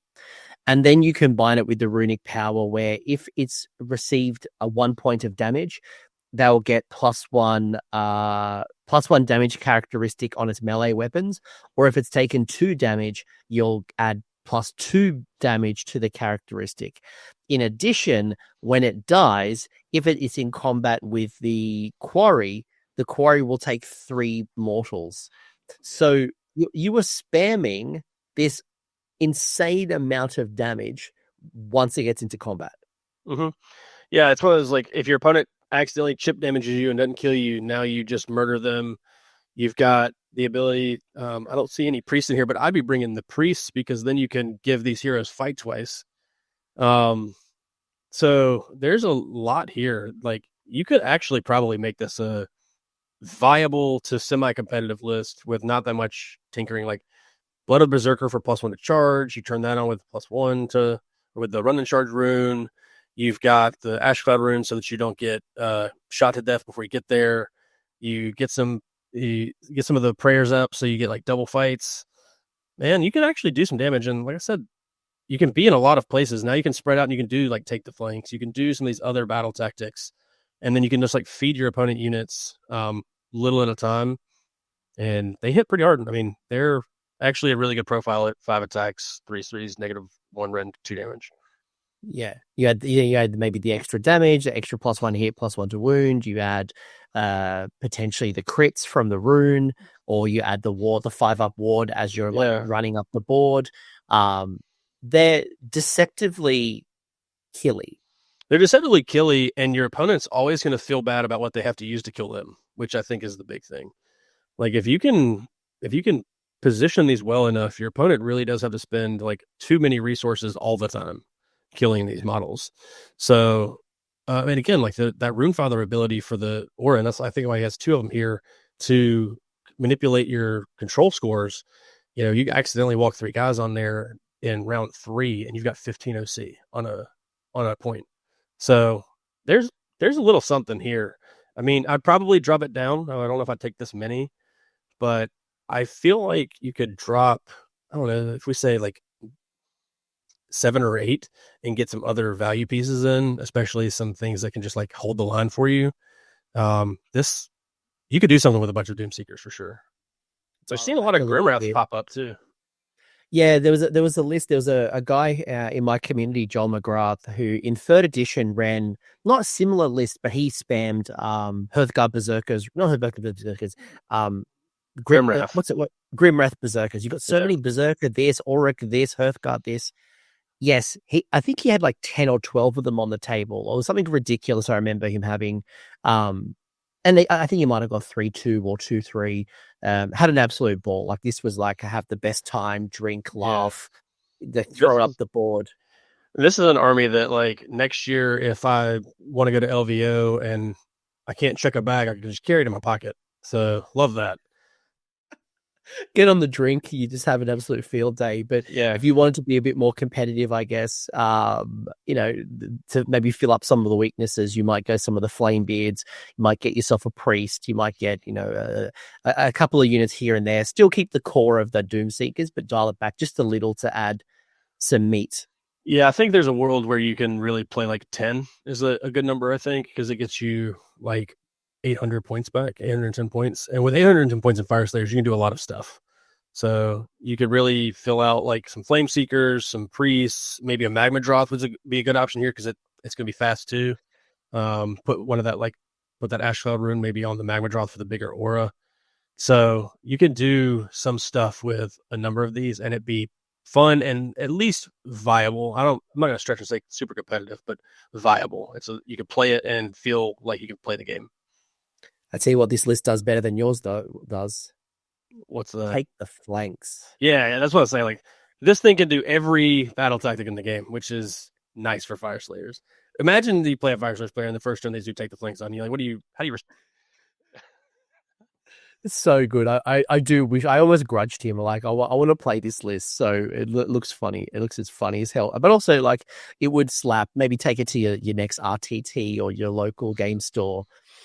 Oh my gosh, there's so much we could talk about. Like I could bring up the War Scrolls for the. Actually, let me ask you a couple of questions. I could bring up the War Scrolls if we wanted to, but I do have a couple of questions. And what do you think's missing when it comes to Droth lists? The Droth priests. See the father and the son. What's missing right now from like a tournament perspective? I think the Droth lists. Currently, I think the Droths are just a little expensive. At like the Rune Father, like 330, the Priest at like 300, which I understand can be tough to balance because if you drop them down to like 250, then they're very good. But I'd love to see some of those go to like a 3-up save, and just you can blame it on like the magical Magmadroth armor or some lore thing. I would love to see like if we're talking like new units, then I would love to see something in the realm of like Droth cavalry or little mini Droths. They can run around and get buffs from the big Droths and fill out that like infantry role in a faster body. We'll cover for that again. I mean, that's all to dry future. But I'm just like if I wanted to run, I guess I'm talking to the people who are Droth enthusiasts who just want to run their Magmadroth heavy lists, like the Frostlord on Stonehorn type style. Like, yes, you can get +2 to wound. I guess I'm just wondering, like, why aren't we seeing as many of those on the game is very deadly right now. I would argue that it's probably more lethal than it was like even at the end of third in a game system that's not super wide. We're not seeing like very wide lists. So if you go like very heavy on Droths, even in the Scales of Volcatrix, they're only 16 health on 4-ups. You only get the 5-ups like once. So a lot of things just kill them faster than they should. I would just love to see them be more durable, or just cheaper so that you can bring some of those support pieces that you really need. Like, I'd love to be in a world where I could bring like 4 or 5 Droths and 3 units of Flame Seekers and a Priest. So I feel like I've got all the tools I need to play. But you run out of points pretty fast right now. So more durability or just more bodies. I haven't thought this question through. I'm just having a look at the app right now. There's this thing called Voltrix Chosen, right? Mm-hmm. And Rune Fathers and Rune Sons on Magmadroths have them, not Rune Smiters. So does that mean a Magmadroth Father and another Magmadroth Father can be under the same regiment? Yeah, absolutely. You can take like a I father, mean, obviously, a father and son, father and son. Yeah, that combination.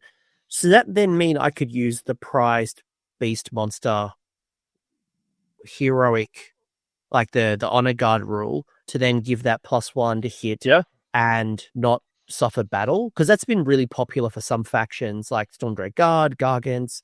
That I'm not as up to date on prize beast because I don't play a lot of monsters, but as long as there's no stipulations about like it being a hero choice, then absolutely, because it's not unique, it's not anything else. So yeah, I think you absolutely can. Because I have a War Stomper under my King Brod's regiment, and a War Stomper is one of the few hero monsters that can go under a regiment. Most armies can't access this, but okay, there might be something, and maybe this is where Discord conversation down the track where maybe you could have the Earth Guard, so the father under a father or a son or whatever combination that is, and then you give them the prized beast or prized monster, give them +1 to hit automatically. They don't degrade because that's the rule. Okay. I mean, if you could do that, and then you could take the Droth helm on one, so you get that buff as well. So now you've got +1 to hit on one, +1 to hit on companion weapons on the other. Need to take battle damage. I mean, you could definitely make them pretty efficient. So, I mean, I'm just thinking about a world. I'm just thinking like, how do I make Magmadroths worth? There's always something. I was talking with someone recently about a 6 Droth list, and it's not terrible. It's not that far away. Like, they're still really efficient bodies that all of them have good effects. They all move fast. 4-ups are good enough as long as you don't give too many of them to your opponent at once. It's kind of like a Stonehorn list in that way, where you want to layer your attacks. So I don't think it's that far away. I could definitely see a world where like 4+ pieces is actually something. Going all in, you definitely can. But I think you still need other stuff. But like 4+ bodies could be a thing for sure. Glad you referred to ogres, because you're not seeing a full ogre list that's like, Stonehorns and Thunder Tusks. You are still seeing, the Icebrow Hunter, you're seeing Sabers, you're seeing a little bit others. Because again, the battle tactic challenge, like, do you want to put 2 Droths on the flanks? Right. Do you really want to be putting 2 Droths seize the center? But you're right, like, if you're going to do heavy Droth, maybe 3, maybe 4, but then still have some the Flame Beards, have some other units that can. I mean, think about that now. Like, if we were down the tunnel, like, we could bring 3, being like a father, son, father, or a father, son, Rune Smiter because I want a priest, and then like 2 Doomseekers, and now you can take the flanks with those little dummies, and then you still got a lot of points left, and that's what little over 1,100. 900 points is a lot in this army. So yeah, there's probably something there. I haven't explored that space a lot, so I might have to do that. Well, luckily we have a Discord where people can explore this. And I'm sure there'll be a lot of discussion off the back of it. I just know that there are some people who are Magmadroth enthusiasts, and we have been very heavy infantry. So I wanted to at least create a little bit of space to say, if you're that person, how do we make the most of it? Yes, accept the limitations. Yes, they're not top tier, but there's still competitiveness in their juice. It's just, how do you tool it up, and how do you? Yeah, well, hey, I'm in a Discord, so if somebody comes up with something spicy that's got like 3 drops in it, tag me. I'll try it out. Sounds good. Luckily, we got TTS as well. I got a couple of questions for you, and then we can bring it home. Falk asking, the Auric Flamekeeper is not a popular pick with many lists currently, which is ironic because actually it was very popular in third. Do you think any changes you'd like to see to make it more desirable in the list? Yeah, I think the stipulation for like the number of units that have died, roll that many dice, you're basically waiting for your models to die to potentially get a buff.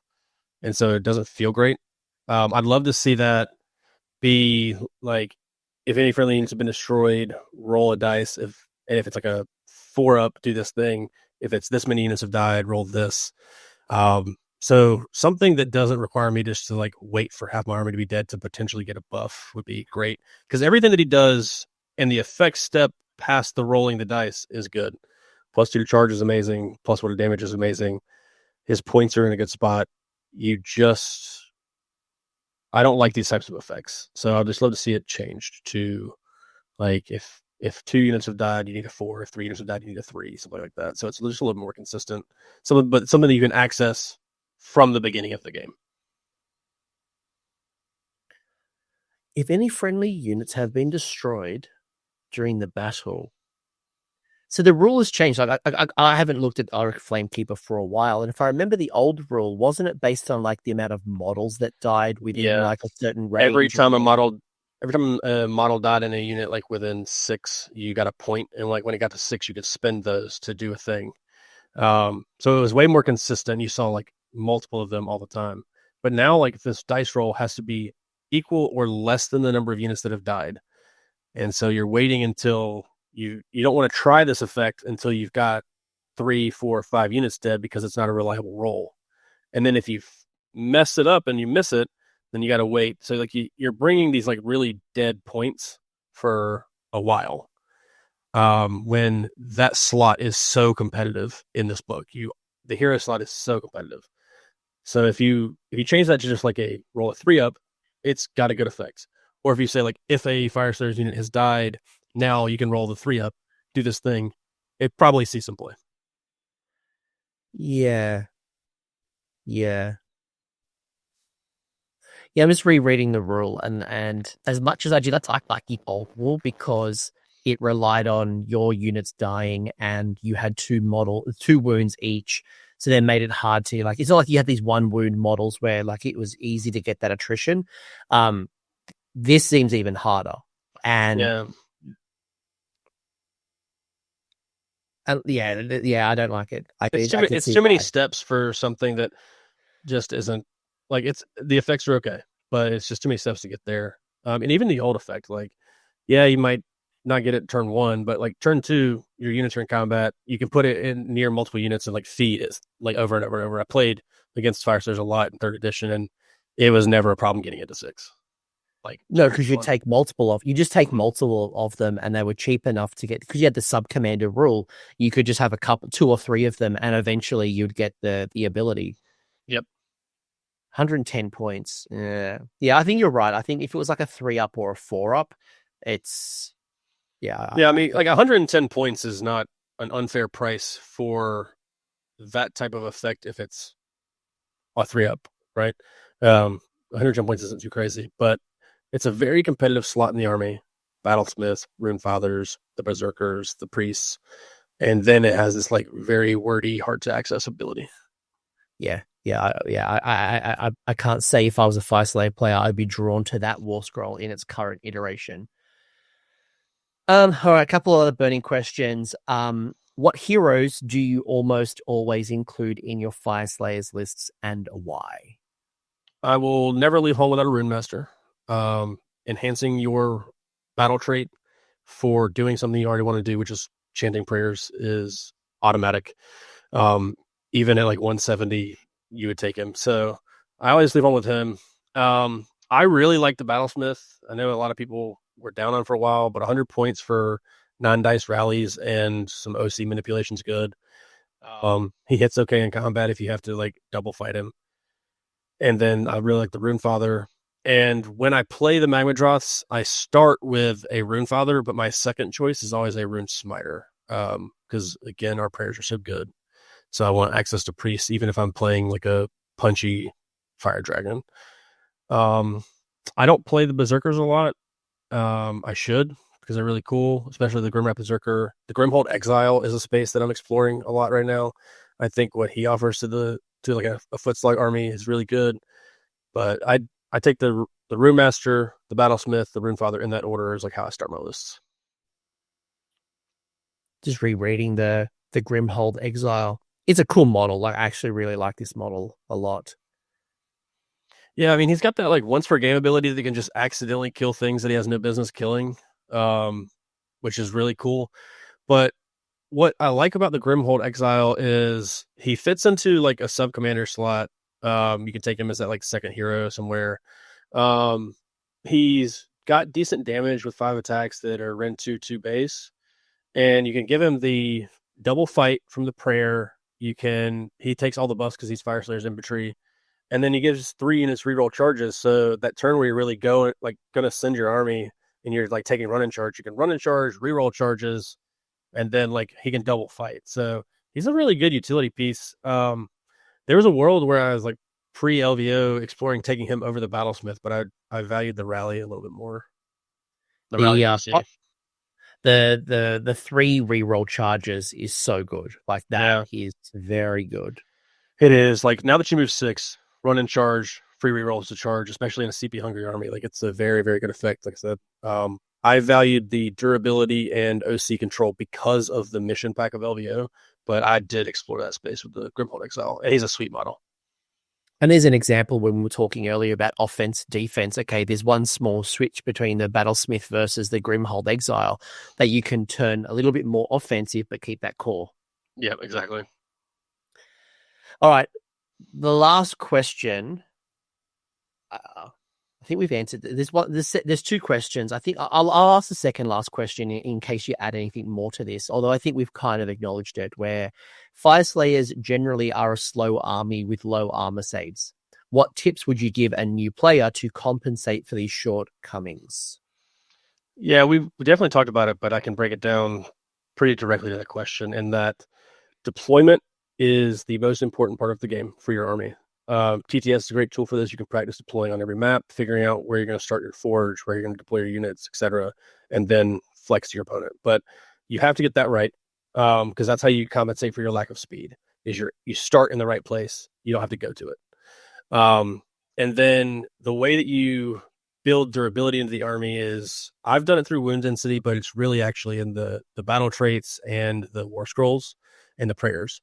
Because I'm so aggressive at trying to get -1 to wound. -1 to wound actually adds wounds to, like, if you want to think about it like this, like -1 to wound adds wounds to your army. All out defense adds wounds to your army. 5 up ward, same thing. So when you stack these things, you actually get really durable. And so if you deploy in the right places, then you can pick where you fight, choose to be extremely hard to kill, and then the very next turn be extremely deadly.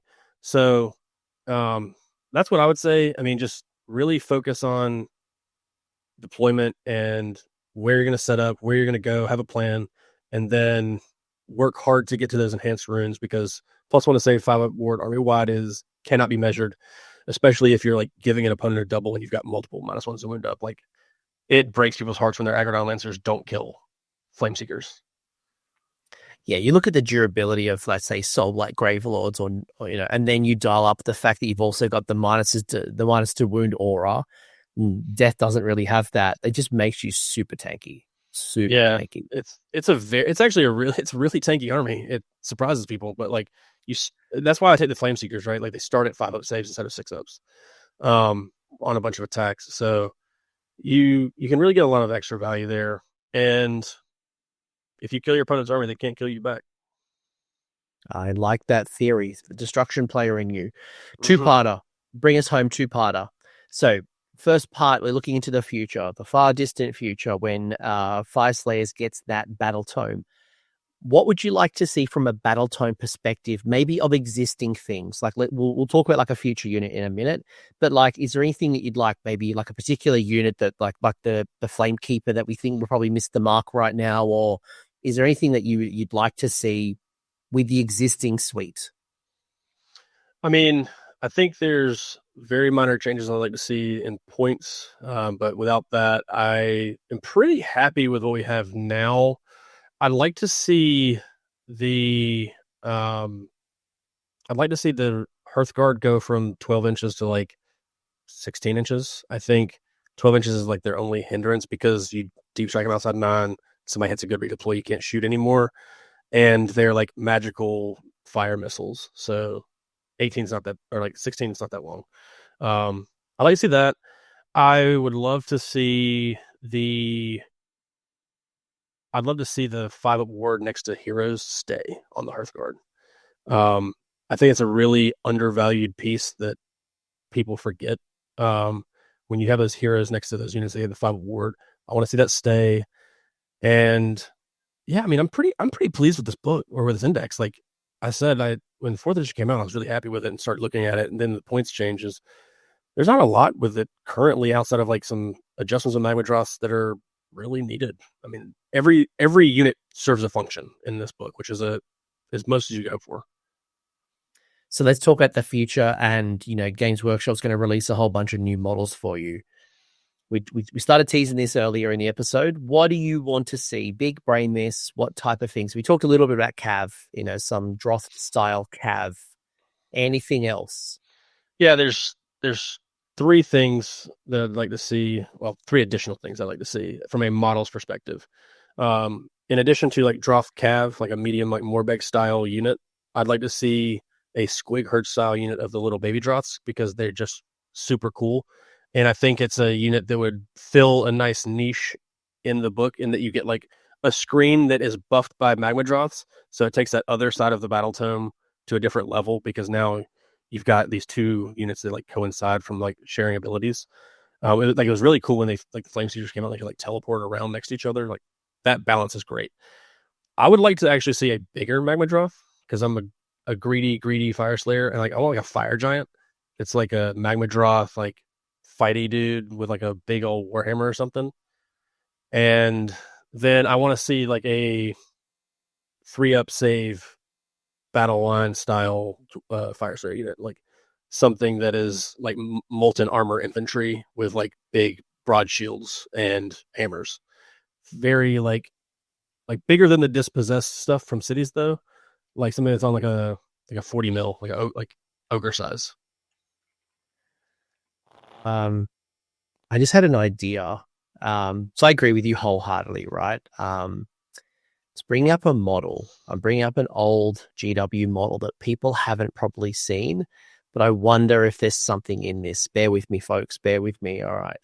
So there is, like the centerpiece thing really stands out to me, right? How do I make this big picture? Hopefully nothing rude comes up. But there was this thing called this elemental fire, incarnate of fire, which I think was the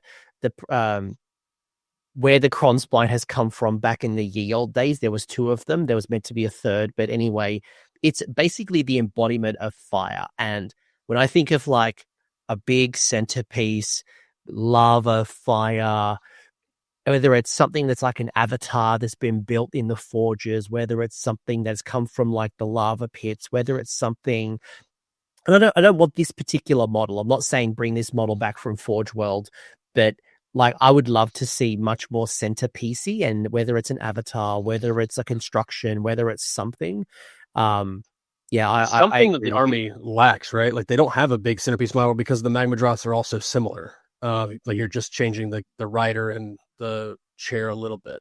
So something that's like a big centerpiece, or that new Soulblight Dragon that's an incredible model, like something that size that's like fire and molten lava and like some guy riding on the back that's like a Slayer would be just incredible. And I was literally going to say that. Yeah, I was literally going to say the Prince of Ordry equivalent of like dial that Magmadroth off, like Mega Ultra, almost like Power Rangers. Power Rangers. Let's just combine all the Magmadroths to this one Super Magmadroth. Something that's closer to Voltrix and like and give me the little Magmadroths on the base like Nurglings, so that I can just have more of those because they're super cool. some sign like a What's the new bloody orc pigs? Not the Logruntas or the Logrunters. Corgers, yeah. Even like a more grunter where it's like this big Magmadroth. It doesn't have to be ridden. It's definitely not Magmadroth size, but it's something more like just an independent little missile that goes out there, smashes face, almost like a Carnosaur, but again, not being ridden. Yeah, I mean, you could even write it up as like they've got some rule that they like have to charge or something because they're the runes of fury are on them or whatever. Like there's so many lore ways you go to make it realistic. And I mean, Fyreslayers players that I've met, including myself, we love them. We love this army, and giving us a centerpiece model would be just chef's kiss. It's something that'd be awesome. And I think there's a lot of space to explore there. Yeah, I think the Magmadroth was meant to be the centerpiece, but now like what is a centerpiece? The definition has fundamentally changed. And now centerpiece is not 7. Yeah. Yeah, and it's not strong enough. Like if you're gonna make it a centerpiece, make the Auric Hearth the father like 500 points, but just absolutely dial it up to it's a super charge, 20 wounds, absolutely hits like a truck, breathes fire literally everywhere, just like dial it up because there's not a lot of difference between father, son, and smiter. It's like, okay, I want something centerpiecey. Give me a unique hero, make it named, make it like, again, some legendary slayer that rides this incredible thing that it found. And I don't know, GW write the lore, but yeah, because I think even now, like the only difference in the 3 Magmadroth profiles are their War Scroll abilities, but like all of their attack profiles, I think, are mostly the same. So you don't even have like the melee version and the non-melee version anymore. Give me Vordra / Gordrak size fire monster, and then give me like molten armored heavy infantry that come in like units of 3 that just like punch and also have 3 upsets. And that would be. I'll never ask for another Fyreslayers model. Y'all can. And it would directly respond to the probably Fyreslayers' biggest criticism, and that is it all looks the same.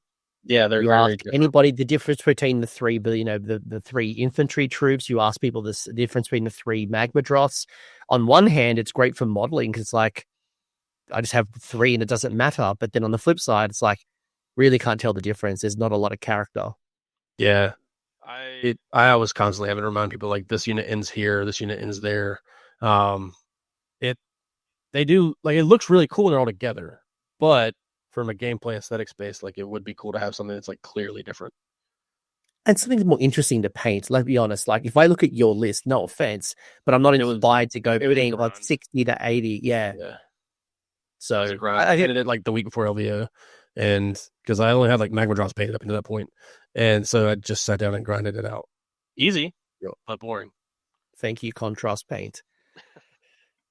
Stuart, this has been awesome. I hope Fyreslayers players, you have enjoyed the deeper dive into the faction. We've learned some things off the back of the Las Vegas Open, and we've got some really good boost from the faction pack, the points adjustments, but more importantly, some of the extra layers of the General's Handbook to give you some more movement, some more abilities, some things that have really raised you up competitively. You're not busted. No one's complaining about you. You're in a very good competitive spot. And I think if you are a Fyreslayer player or someone who's Fyreslayers curious, this is a time to pick up your models and go run them, because there's probably been no better time in 4th edition to run Fyreslayers and probably right this in this moment. So although enjoy it while you got it. I mean, obviously I say that like points could go up.